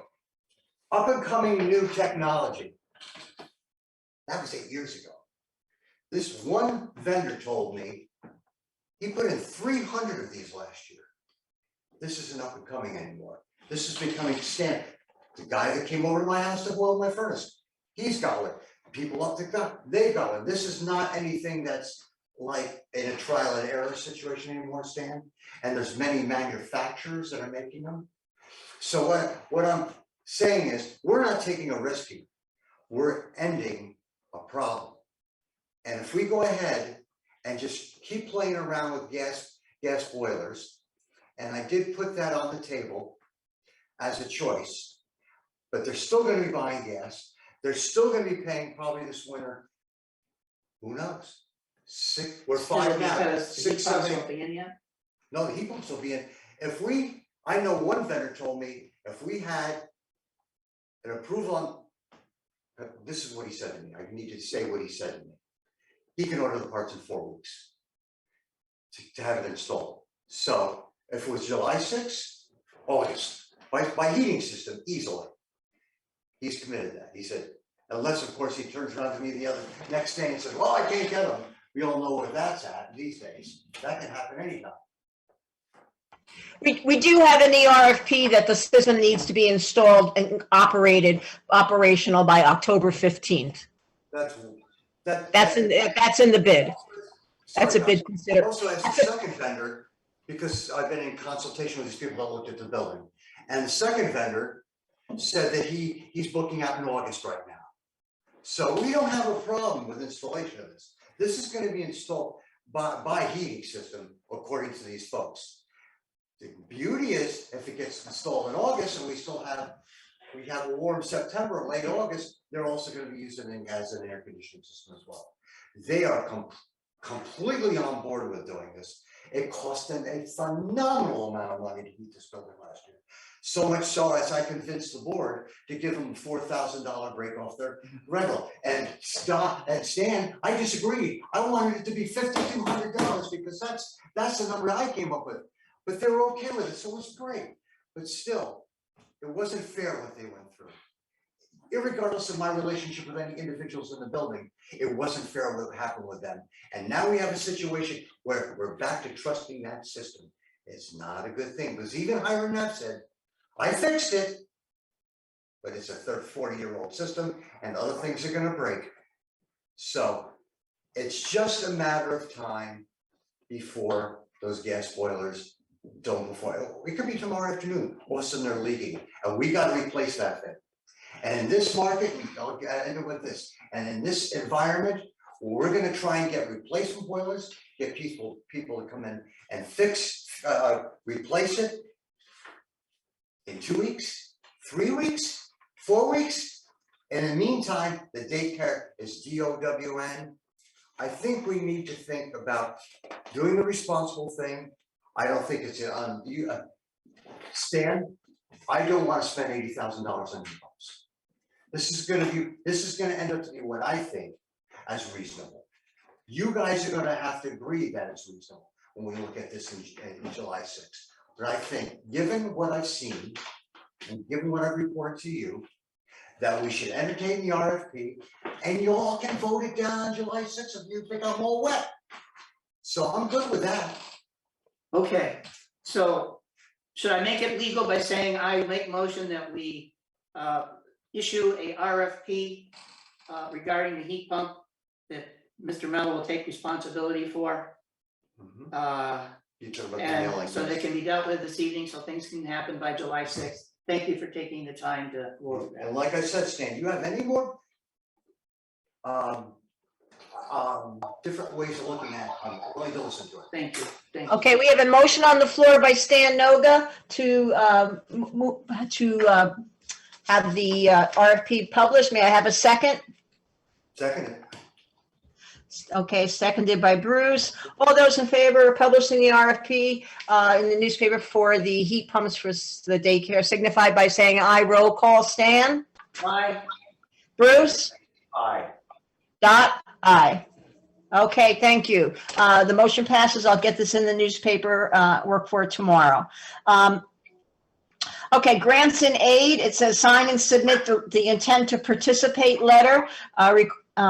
I'm also requesting that the road commissioner and road supervisor report back to the select board. There's a meeting, Stan, I saw through the email of you and Jeff and Mark and maybe Archie, I don't know, on Tuesday, the 21st to work on this. But right now, this letter of intent that I have here filled out for the municipality. I can send this in through electronic tomorrow if it's something that we approve. The primary contact, Stan, would that be you? They say the secondary contact could be the road foreman, and I put Mark Bills down for that. But can I put you as the primary contact? If it's okay with Mark, it's okay with me. I'm fine with that, yes. Okay, so I make a motion that we submit the letter of intent to participate in the fiscal year 23 municipal road grants and aid program by submitting our letter. May I have a second? Second, Seconded by Stan. Dot and Stan. Any discussion? Hearing none, all those in favor by roll call of signing the letter of intent. Stan, yay or nay? yay? Yay. Bruce? Yay. And Dot is also yay. So the motion passes. All right, yes, sir. The one that you have completed, is that one that I might have emailed you? I think I emailed or I pulled it off the website, I think. It says, we, the legislative body of the municipality of Brookline. Yeah. Yep. So you've got all the numbers? So I don't need to put a copy of this in the selectmen's meeting box in the town clerk's area? No, I have the unique entity identifier number. I have Mark's phone number. I'll put down your information and I will be the authorized representative and sign that. Okay. All right. Thank you. You're very welcome. Let me let the dog in. She was crying, so I let her out real quick. Oh. That's the real select board chair. What are you doing? I just found something out. You can try.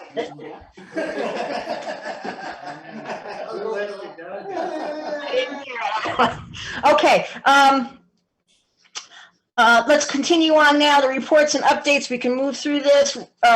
Mark, we have a problem we need to discuss a little bit. The mower is not available. We got a call from HP Fairfield rep, and I know you left a message, and again, I apologize for not responding to your message. It got swiped and I didn't know there was a message from you on my phone. I didn't call you back. So what have you found out? You did share some things on the voicemail, but share it with Bruce and Stan. Well, I wondered, did you receive the message that we weren't gonna get the rental? Right. Did they give you an excuse? What was the- They said they were short a machine. Yes, that's what you said. Okay, because this was reserved over a year ago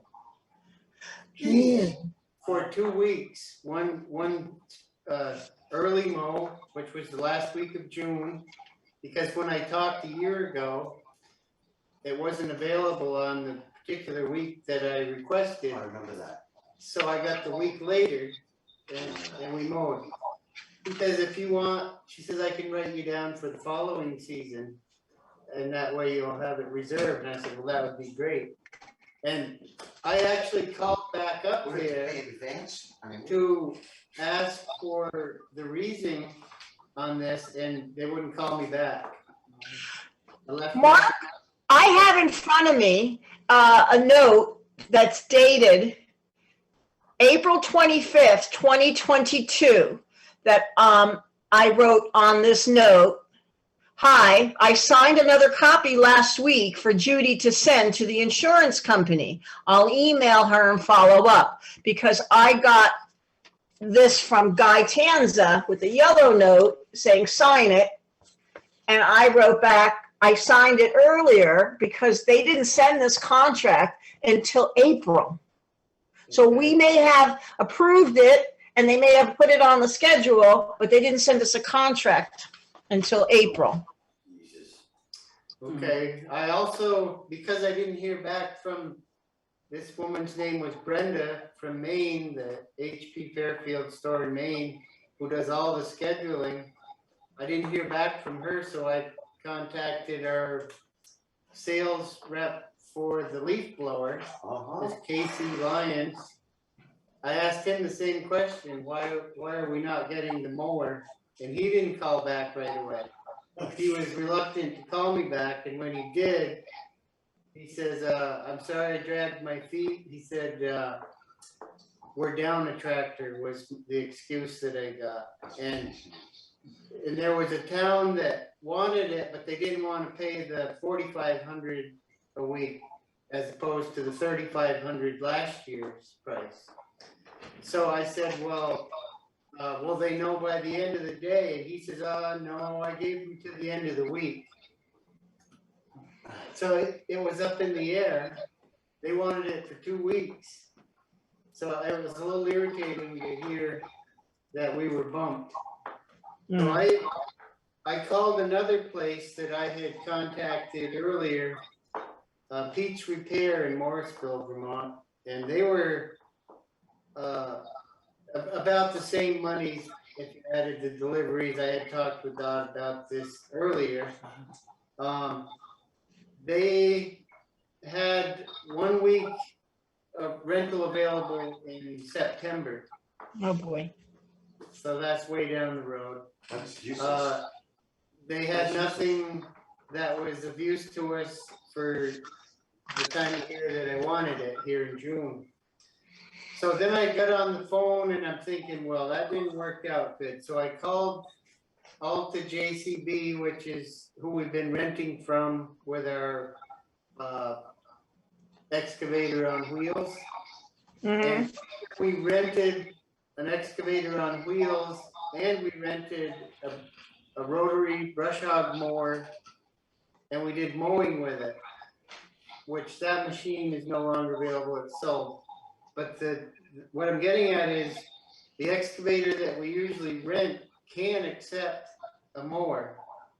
And so I asked the rental person at Alta JCB, I said, I've made reservations for 6 weeks rental on one of your wheel excavators. Could you attach a mower to it?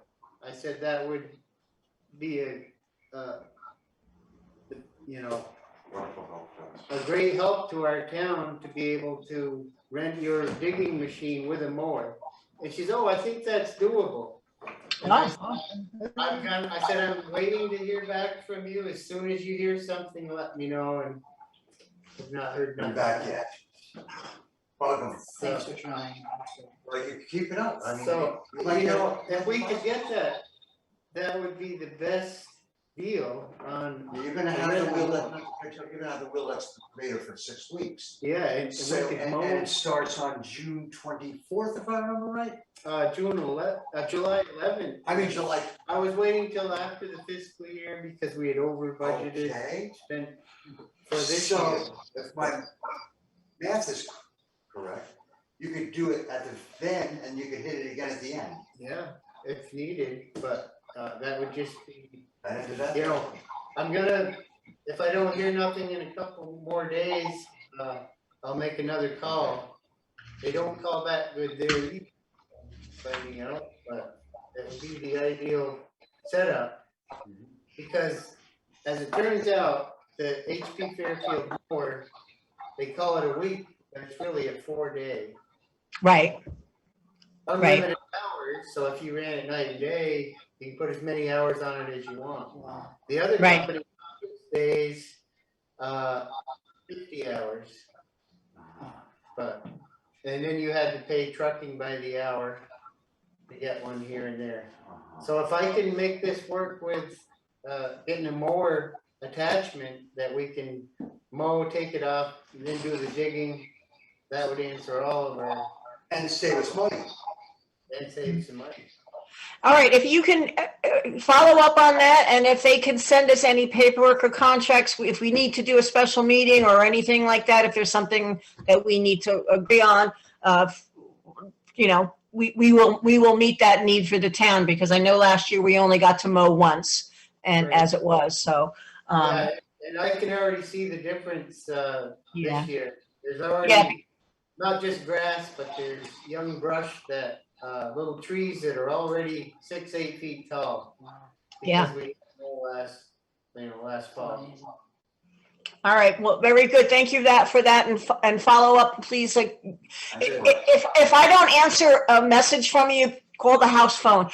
I don't know why the text messages work, but I didn't know there was a phone message, Mark, and I apologize again. Don't apologize. I have the same problem with my phone sometimes. You don't get an alert. You just. Yeah, you swipe it, it's gone. All right, we're going to move on. We already talked about vandalism. We already talked about the generator storage. We talked about FEMA, and we could talk a little bit, if you wanted, about the Tuesday, the 21st meeting with Jeff. If that's going to work. I think Stan emailed, said that was a good schedule. You're just waiting on the time, correct? Yeah, and I promised Jeff I'd email him tomorrow after I conferred with Mark. This is what was mutually convenient. Jeff said great, and I suspect that he'll give us a time that, since we're flexible, that helps him.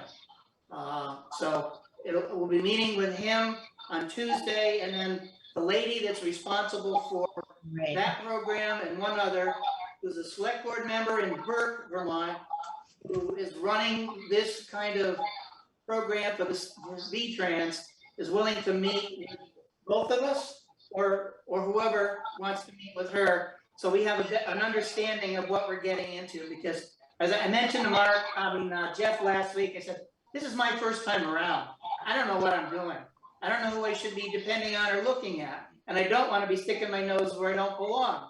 So if I could get some help, I'd appreciate that. And so he offered this other individual, I forget her name, but she's willing to come down and talk with us on Thursday if we would like so.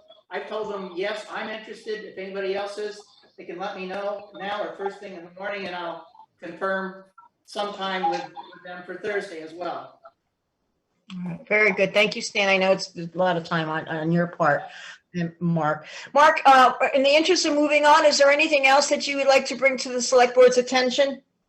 Let me just look on my list here. I just wanted to add, that the signs that were vandalized, I did go around, take pictures of each sign. Even I added to it by going out onto New Fanes Road.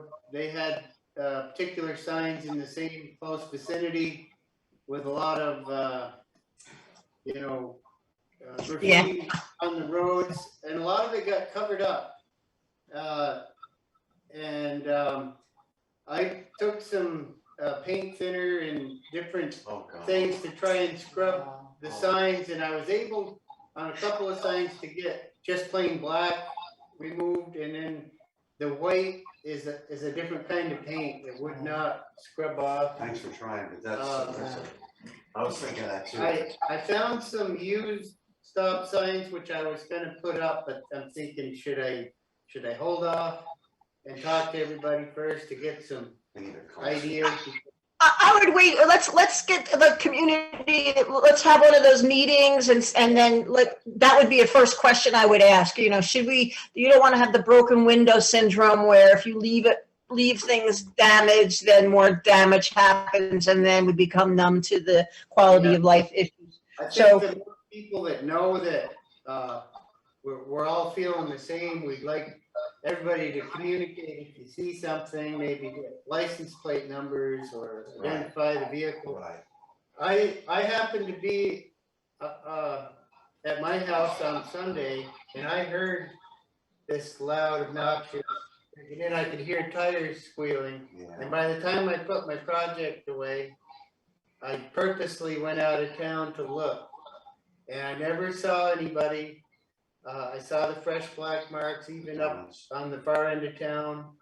I drove by, I think I got a suspicion of one particular residence, which I won't name, but there was a lot of vehicles at this place that kind of fits. And but I know of other people who are annoyed with it very much so, and I think if we I'm get just, more people. I'm just gonna make one last comment so we can move on, and it's a repetition before. Years ago, we stopped having a town constable. I think it's because they have to go to courses and stuff. We're gonna Yes. have- We're gonna have to push this issue, because this select board is not the police department, and we can't do everything. And we're gonna need help. Technically, we are. If we don't have a constable, we are by default the I legal know. constables. Well, they didn't give me a gun yet, but we don't want that. But the point being, we need to engage the community and tell them, people are gonna start have to, they're just gonna have to start stepping up in this town, or they're gonna have a degradation in this town. So if that's what they want, that's what they're gonna get. Because these three people that run the show right now are not gonna run all over town on a Sunday night. I'll just add one thing. If the last 2 weekends repeat themselves this weekend, if we don't know who it is this weekend, we certainly will next weekend. Right. I have a really good feeling about that. Okay, very good. I will get this out. I will get that letter out in the listserv by Friday. This way it will be available for people to think about this Zoom and I'll identify some of the concerns that have already been expressed and the need for community involvement. All right, in the interest of moving on, is there anything else, Mark? You volunteer to help us sign this conservation on The only other thing that I wanted to bring up was, we're working on accomplishing a certain amount of road segments, that are to be completed by 2025. And I've got a list that I had in my head. I put it on paper of accomplishments that I would like to get done while we have the rental excavator here. And a lot of it is kind of combined with some of the repairs we're doing of the flood damage. So that's going to accomplish a lot of segments that are to be done. And so I feel like if we start at the top of Putney Mountain, work our way down to getting those final repairs done, as well as what's required to make a segment finished, I think we can get a lot of Putney Mountain done this summer and put us on track ahead of schedule for this season. That sounds wonderful. Oh, and one other thing, Dot, was the talk about Bennett Road, you know, what to do there. So during the FEMA meeting, with the whole group of individuals who was here representing FEMA, there was a guy who was a mitigation guy. One guy is a retired professor who his whole deal is roads and geography. And he had the same idea that I had last, I think it was in the spring when we talked about what should we do with Bennett Road. And he said, take an excavator, use what material is there to flatten the road out, because being a class 4 road, you have to make it passable. It has to be kept up to the point where it is passable by a vehicle. And he said there's so much material buried over the culverts, which I feel the culverts would all go to working if the material was cleaned away from the inlets. He said, take all this material from both sides of the road and fill the road in. And he said every 20 feet, take the road shoulder off down to the same level as the road and make a run out. Good water bar, yes. Because it's a steep hill, make it so it slopes to the low side, the road tips a little bit, Yeah. and allow that water to drain off that road. And he said if you have to bring in a finished material, a coarse crushed stone, large, that couldn't float away under normal rains, and do a water bar, long, not a short water bar, but a long one that a vehicle could drive over without dragging. And he said compact it, either a small roller or a track machine, the weight of it locks those rocks together with water bars, and he recommended that as his fix. But to initially- mitigate the- Do I understand? He basically asked me to recrown the road. Yeah, but because it's a steep, tilt it so the water directly goes off one side. Yeah, it's just kind of like this, And basically, like this, right? yep, I don't because think I it's see a that, class though. 4, it very much imitates what Greer Road is like.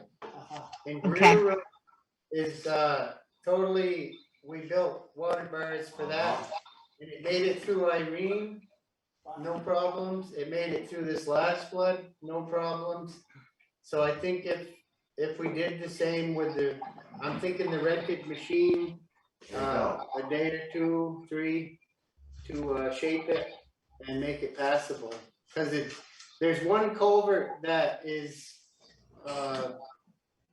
gone, it's lived out its time, that needs to be replaced. And our FEMA rep said that if we put a plan on how we're gonna fix it and what needs to be done, they might pay for the one culvert, and they may not pay us for all the repairs, but they would give us a small percentage toward it. So there's $1,000 or Okay. it would definitely, yeah, it's more than we would have got, but. All right, well, thank you, Mark. I know you've been looking at this, and Johnny Swing did write to me, and I told him that we have the FEMA has come and made suggested repairs, and he was very happy to hear that. Sure.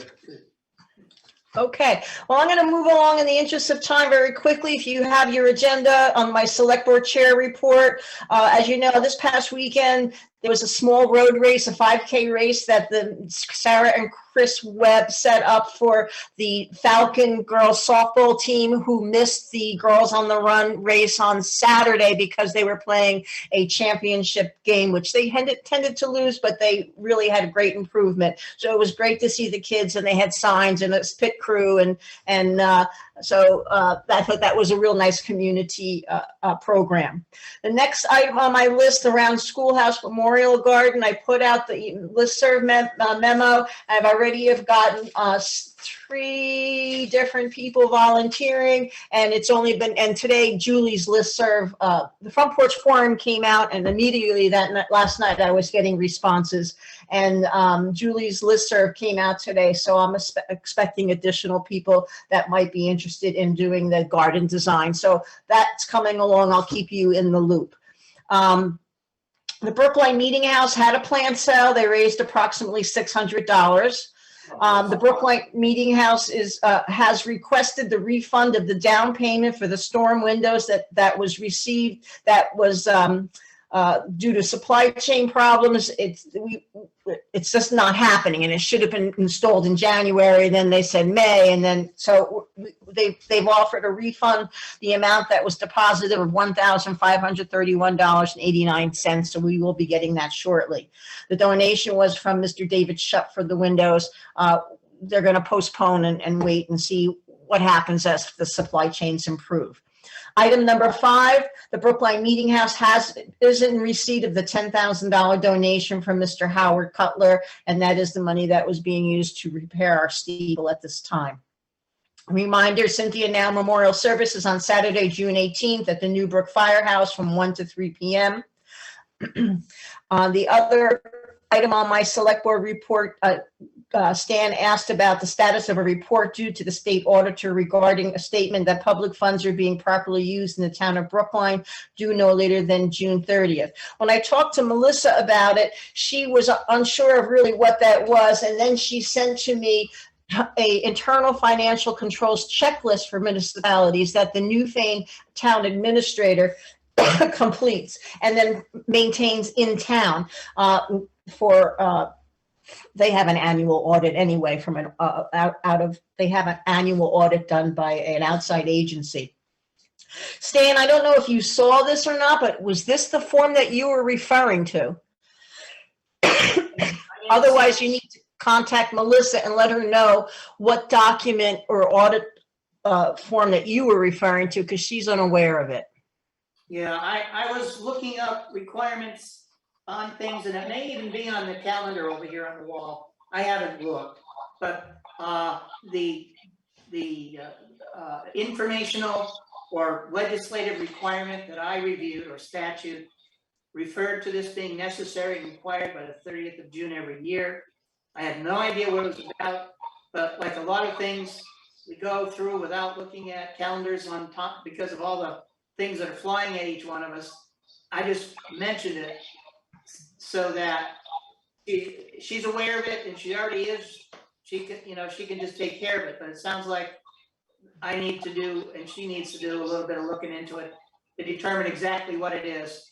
There was no form in the document or the item that I read specifically, but I'm sure we can find it wherever it is and whatever it is. All right, well, I sent you, she researched and found that this is the only document that should be completed by June 30th, which is document reference 24 VSA 157-1D. So and I sent you and Bruce a copy. So if you wanted to look at that, Melissa, she's home tonight if you want to call her or email her, and she would be glad to fill this out. The Newfane town administrator fills out this particular document. But if there's another one, she will be glad to help out, but she's not aware of it. Okay, thank you. We'll look into it, straighten it out. All right, thank you. All right, next one, conversations with residents interested in becoming more involved in Brookline. I'll just start with Christine Chandler. She is very interested in working with the committee for vandalism. She's disturbed about, of course, the tire marks, and she would like to see everybody get together. So unfortunately, she's going to Tennessee, so she's going to be out of town for a bit. Otherwise, she would have joined us. But she's interested, and of course, we have Leslie and Dan and myself and anybody else that will get involved in that particular item. I also am reaching out to community residents for the memorial garden. Got some cute ideas from people about what to put in it and how to set it up in memory or honor of Cynthia. And then, of course, you talked with Daniel, and you have sent us a summary of your conversation. But if you wanted to summarize it one more time for the Fact TV, that would be great. Yes, if you'd like. Dan indicated he's received very nice welcome from the citizens of Brookline. He is interested in the ARPA program and how it would apply or can be applied in this particular town. He attended the BDCC summit at the condo development in Mount Snow in Dover. He was very interested in that program as it was presented. He feels he wants to be a productive citizen in this town, and he'd like to help in any way possible. He has experience with obtaining grants for the National Institute of Health. So he may be able to be of a tremendous assistance to us as part of an ARPA committee. He, at the BDCC meeting in Dover, was exposed to things like assisting in setting up priority lists in communities, talking with stakeholders, public input and priorities. There's a group that he was communicating with at the seminar. I don't know if it was over dinner or what. He indicated that he'd be happy to help the select board or whatever team that's designated to drill down on what the money can be used for. There was one other person that he had talked with who was affiliated with renovation projects, and then also a gentleman or young lady from Efficiency Vermont. And he had talked with her about budget gaps and emergency projects that can be run through or associated with Efficiency Vermont, as I included in my email to both you and Bruce. So I told him that I would be emailing what we had talked about that day to you, so you'd have plenty of time to look it over. And he's at this point simply waiting for us to provide whatever feedback into what we would like him to do, or how he can interface with the board or any other committee that the board sets up. So he seems ready, willing, and able. He speaks very well, and he is very concise. He gets to the point. I think he would be a tremendous asset. I agree, and I thank you very much for the time you spent with him. I did mention to Bruce that he might be someone to reach out to for help with the with ARPA funding and seeing if there's additional matching grants that might help pay for some of these improvements that we need to see at the daycare. But that would be an ideal startup. And I think that's something that I found. Residents say they want to volunteer, but you have to give them a platform. So, well, try this. Like with Christine, I asked, would you like to help with the garden, or would you like to help with the vandalism, or would you like to do both? And she chose to do, work with the community on quality of life issues. So this might be something that as we go on, that he would be a good resource. I would like not to ignore him. Okay. Well, thank you, Stan. Thank you. I forgot to do one other thing on this item that when we were talking about the treasurer, Judy and Melissa sent out to us the delinquent tax report, and they wanted to know, they would like to send out regular mailings to delinquent taxpayers. She did not notice if it was done in the past. I know personally that Guy would call people up and work with them. I also noticed in the delinquent tax list, there must be over a dozen people that owe 3 cents or 5 cents or $1.25. So those ones, but totally we're looking at close to, I think, $20,000 in delinquent tax at this time. So I don't think we need to approve the delinquent tax collector to notify delinquent taxpayers that they're delinquent. So I would like to be able to say, yes, go ahead and contact everybody as often as need be. What do you all think, right? Agreed. Yes, okay. All right, we don't want to have any delinquencies. Very good. All right, next, building commissioner, Bruce Mello. Not much other than when we do this RSP on the 6th, I stand, I'm gonna open it to you specifically, because Dot knows a lot about what I'm doing. If you have any questions, even before July 6th, hit me up with it, okay? But I should be pretty well informed about answering any of your questions when we get to the point where we're considering the RFP. Thank you. But other than that, I don't really have anything. I'm wondering how the window repair on the round schoolhouse is going. We didn't do it yet. I reached out to Barbara's Bourne. I didn't make contact with Carrie, and I saw Carrie's son Sam mentioned it, that if he sees his dad, to mention it to his dad. But then I saw Barbara and explained to her that there was a broken window pane at the round schoolhouse, to see if Carrie had interest.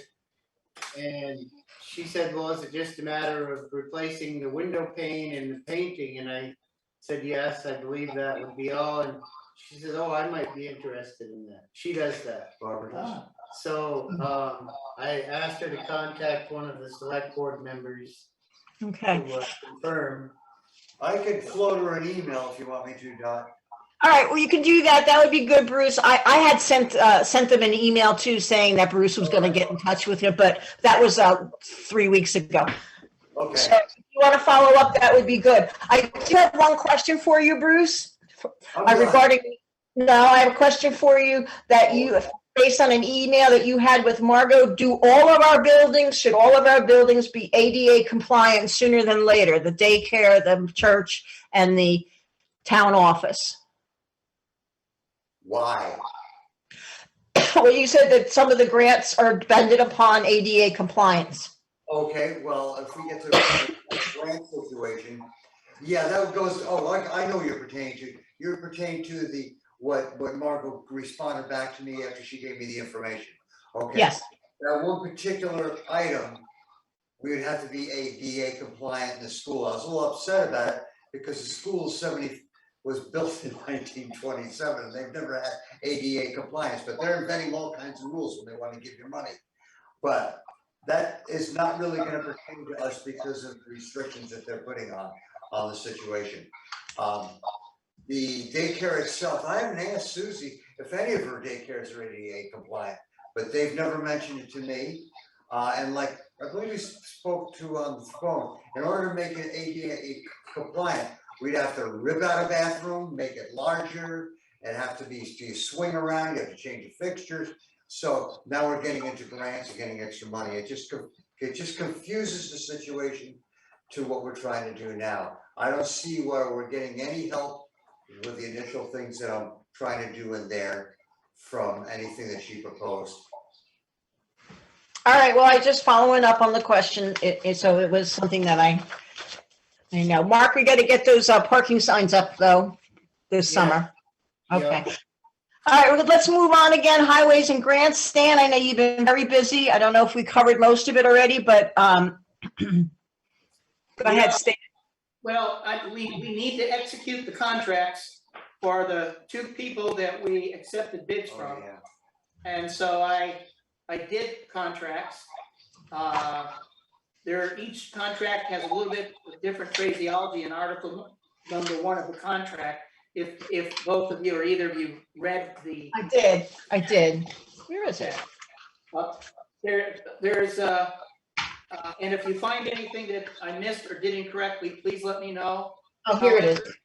I replaced pages 3 and 10 of the Basin Brothers contract.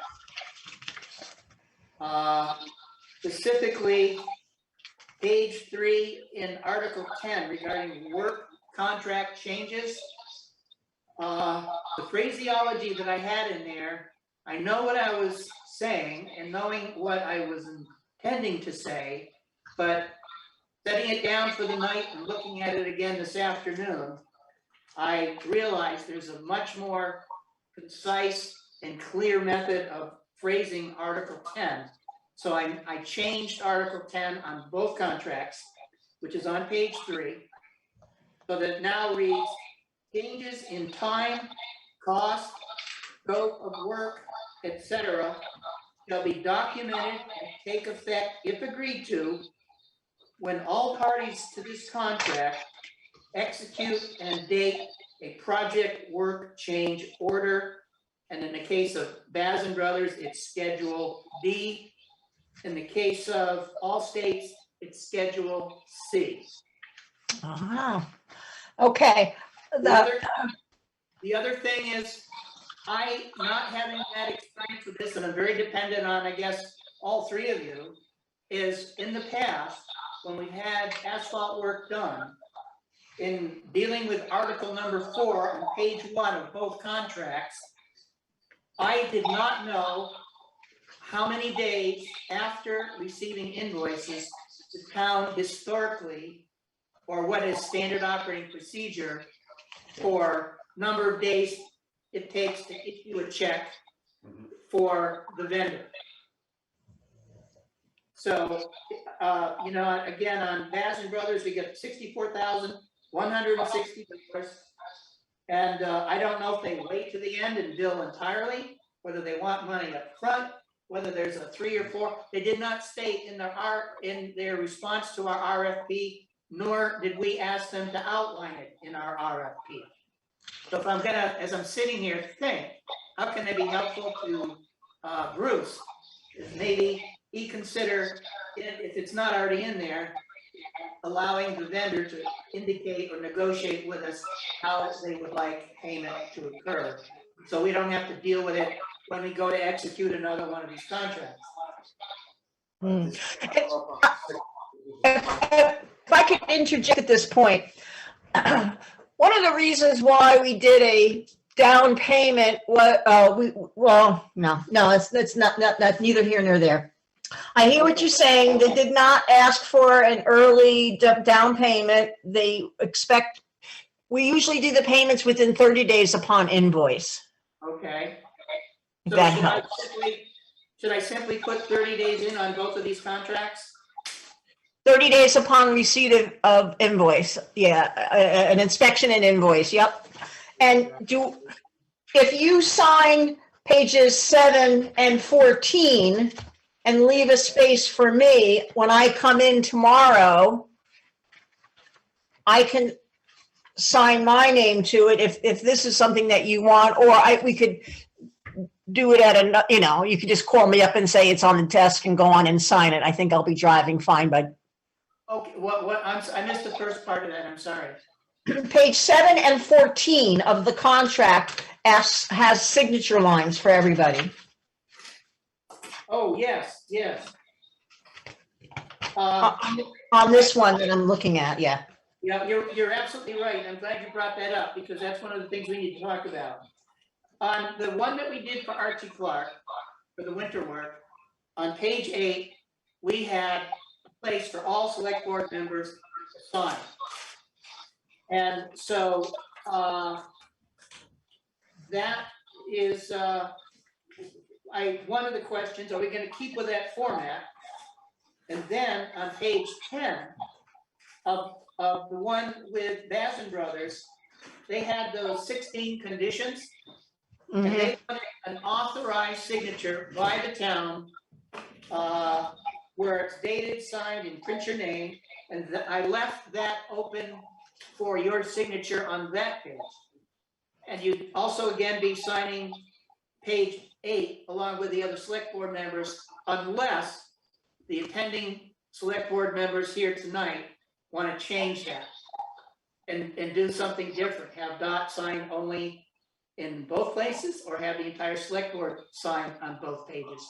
I did bring my laptop. I have the files on it. Any changes that anyone wants, I can make. Well, I suppose I can go home because I can't tie into the printer here, and I can just deliver them here tomorrow early so they're available whenever you'd like. I think that would probably be the best. I don't see any other reasons to change anything. I thought it was well done. So the copies I have here have to be updated because I have the copy where Article 10 is not updated. So if you could print out, unless Bruce has a problem, print out a fresh copy and maybe sign it, and then bring it to the office, and then Bruce and I will swing by and get it signed as well. And I have both final contracts with me. oh, okay. Bruce and I can sign what we need to sign.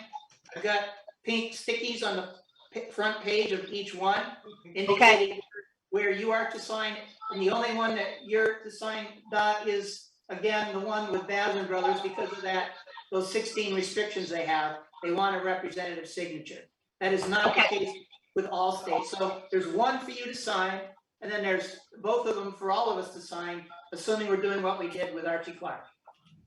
Okay, thank you very much. It was very thorough and well done. I appreciate it. You're very welcome. All right. Go ahead. Okay, that's, I think, all I have to offer there under highways. Oh, grants, one other thing. We do have the grant that was given to the town last year, which Mark and Archie and I and whoever else needs to have completed, I think, by September 1st, a project here in town that goes toward I think aid in contract thing, if I'm not mistaken. I believe it's either 5,700 or 6,700. I got all 129 pages emailed to me last Thursday or Friday. I did print it out on my home computer because of the paper. Yeah.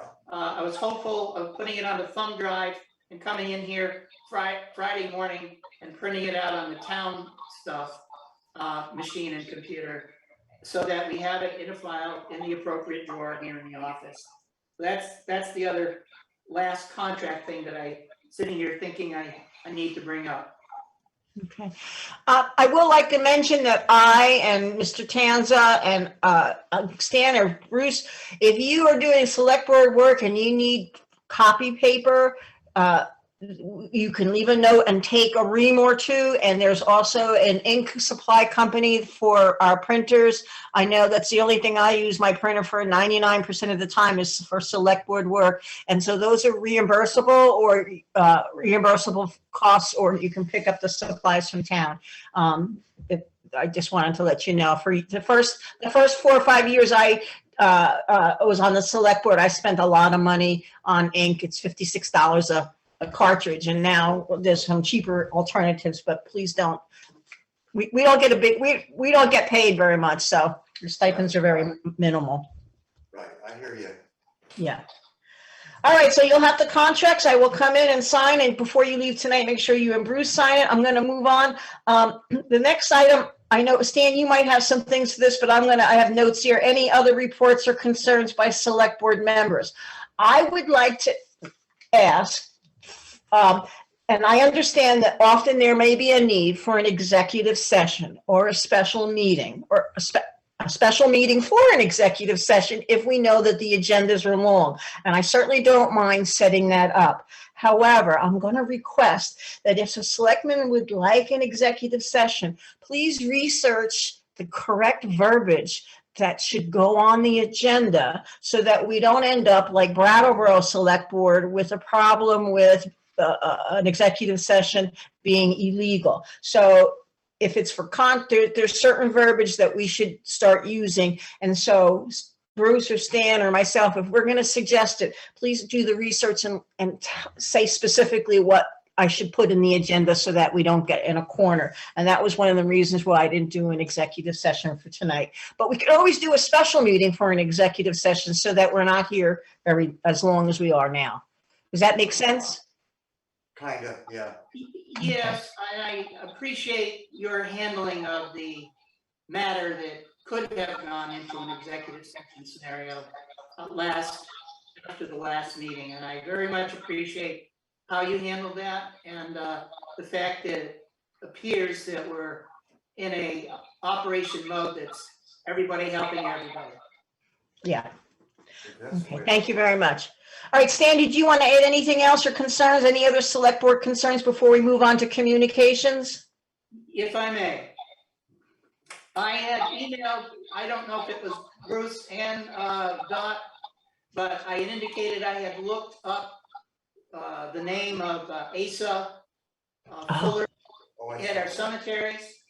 Well, my wonderful wife logged on to a website in the state of Vermont that has cemeteries in the state of Vermont. Really?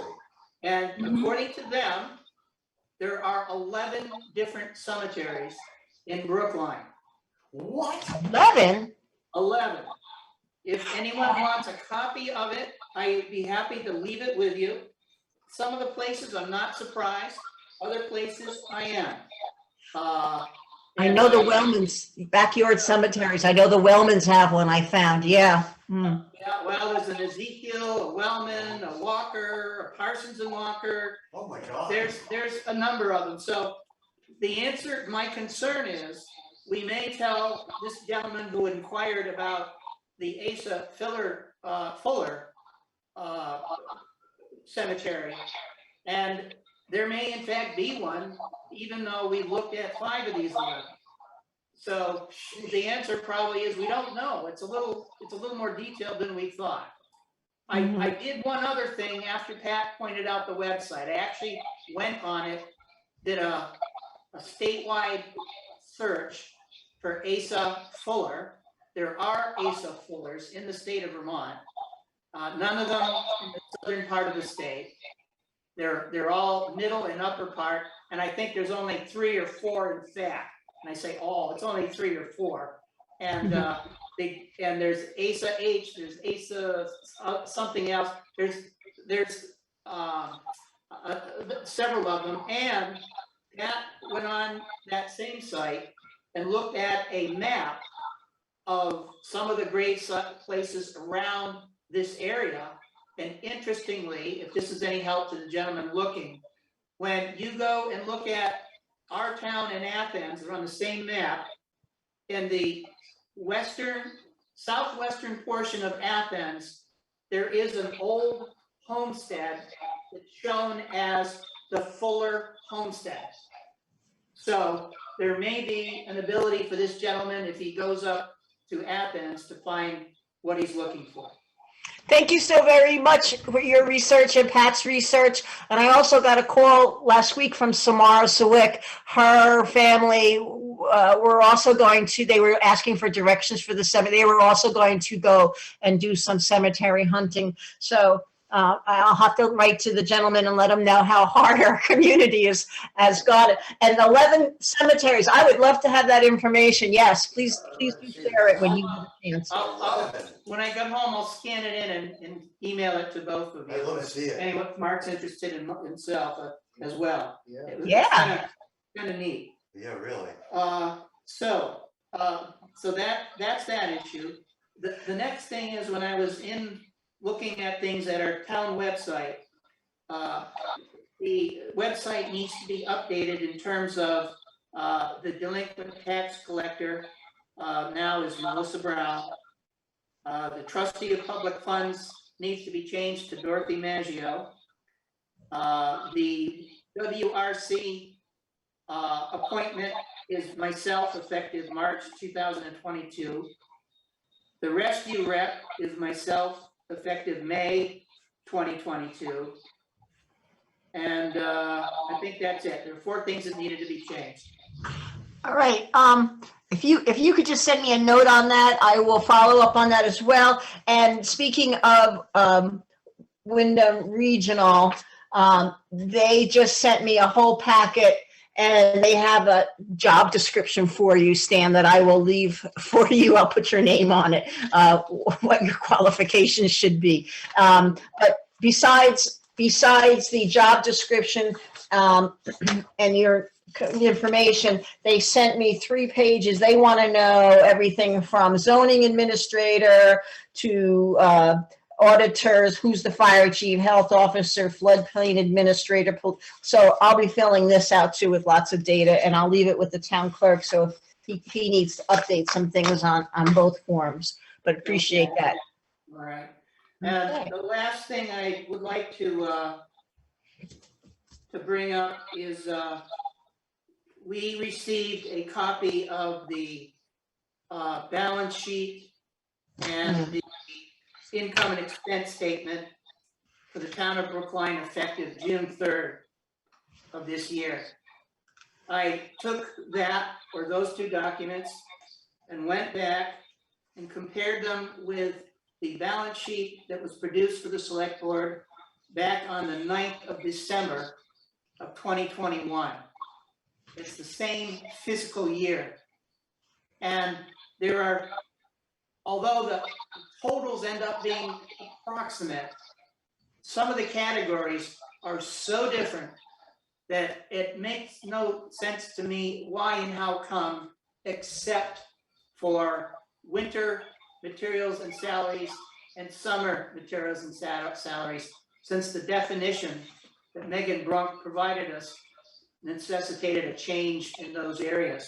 But it would behoove us, I strongly suggest, that we sit down with our treasurer and or assistant treasurer and go over these two documents and compare them with the one that was produced for us about 6 months prior, and try to understand where things have changed, because even the approved budget numbers for expenses in some categories simply don't match the budget category or dollar amount that was stated earlier. And I'm at a loss to explain it, and I don't feel comfortable. I don't know how you both would feel knowing that, but it's something that we should follow up on.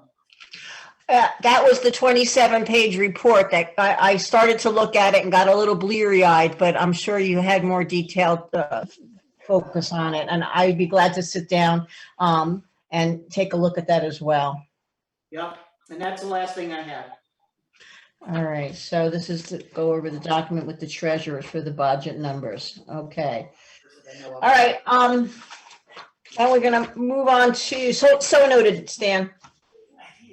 All right, communications. I already told you, email. Wyndham Regional has paperwork that I need to complete.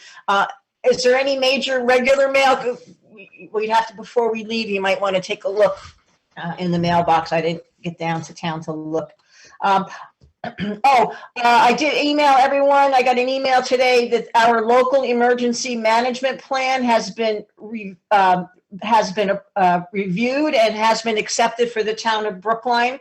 So that's good, and it's on the website already. We have been asked, however, to review the Westminster's local emergency management plan as an adjoining town. So you'll have that to look at before the July 6th meeting, and I will send whether we have any corrections for that as well. We did get a renewal certificate from the Vermont Electric Power Company, which is an insurance since they insure their power lines throughout the town.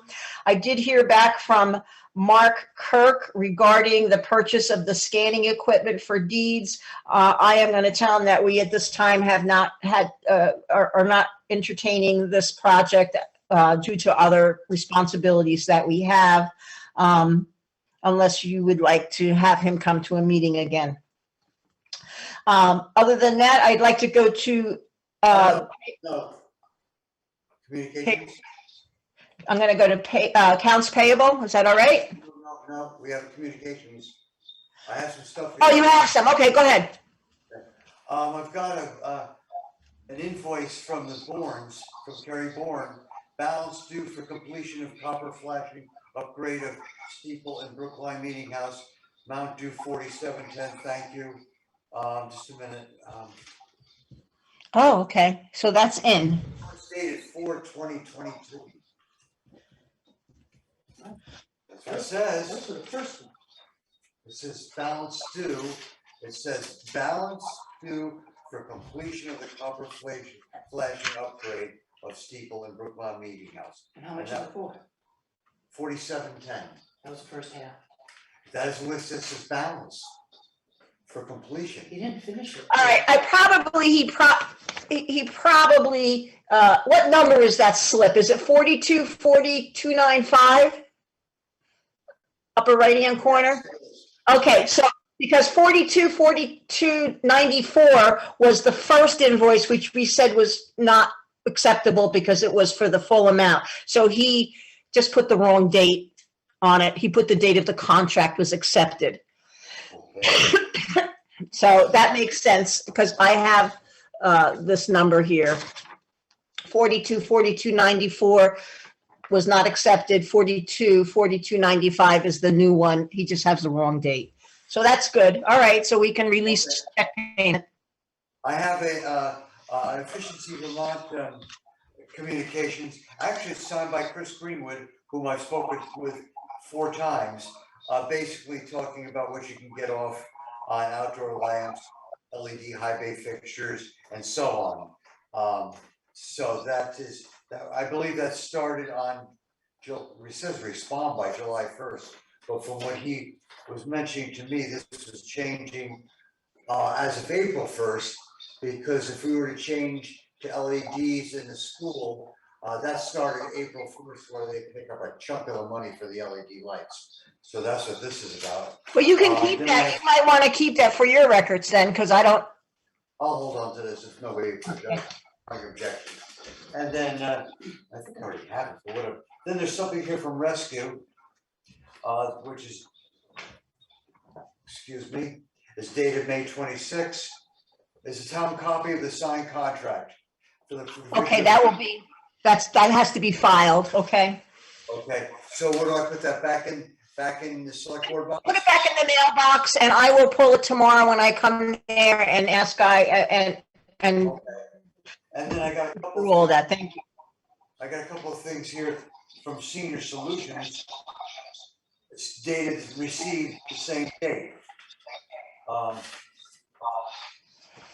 Dear Dorothy, this isn't going well. I'm not reading the whole thing. I'll let you read it. Okay. Okay, I don't know what it's about. And then the other one is also Senior Solutions. Looks like they're looking for money. They are, they're looking for money. So I'll leave that for you. All right, I'll look at that tomorrow then too. All right. $100 check. So I'll put everything back in the inbox, in the select board. Thank box, you. Except the efficiency Vermont, I'll steal. Okay. All right, I'm going to move on then to accounts payable warrant. I'd like to make a motion to approve the accounts payable warrant number 2022-49 dated June 15th, 2022 in the amount of $8,307.21. May I have a second? Second, Is that Stan? Okay. Any discussion? Hearing none, all those in favor by roll call for approving the accounts payable in the amount of $8,307.21 signify by saying aye. Stan, yea or nay? aye. Bruce? Aye. And I for myself, it passed. Thank you. I'd like to make a motion to approve payroll check warrant 2022-48 in the amount of $1,715.45. May I have a second? If that's the one that was sent out last week, which I believe it was, or earlier, I second it. This is the one that's dated June 6, 2022. Yes. Okay, so it's Bruce. Yes, it is the one from last week. All right, any discussion? Hearing none by roll call vote, yea or nay. Stan? Yay. Bruce? Yay. And Dot, all yes, so this passed, accepted as written. All right, for the agenda for July 6th, I have here Brattleboro Meeting House appointee and any other things to be determined. If you don't mind, we'll just skip this and move on to, we can communicate later on in the month about the agenda. Unless you have something else you want me to put on right now besides the Brookline Meeting House. Oh, we have the bids. We have the bids, the RFP. Okay. All right, and the rest be to be determined. So at this point, I'd like to make a motion that we adjourn this evening's meeting. May I have a second? Second. Bruce seconded. Let's, by roll call, Stan, yea or nay? You want to stay longer? No. I think I'll go one more look with the rest of you, other than I will check the drawer out here to see if the accounts payable warrant is there for us to sign. Oh, yes, please. Yes, yes. Okay. I'll use the one that I brought with me that has just pencil marks on it. Okay. So we'll leave that in the selectmen's box along with the other stuff we're leaving for you. Thank you. Yep. Okay, so we have a second from Stan to adjourn this meeting. All those in favor of adjourning this evening's meeting signify by saying aye. Aye. Aye. All right, the meeting is adjourned at 9:26. Thank you very much.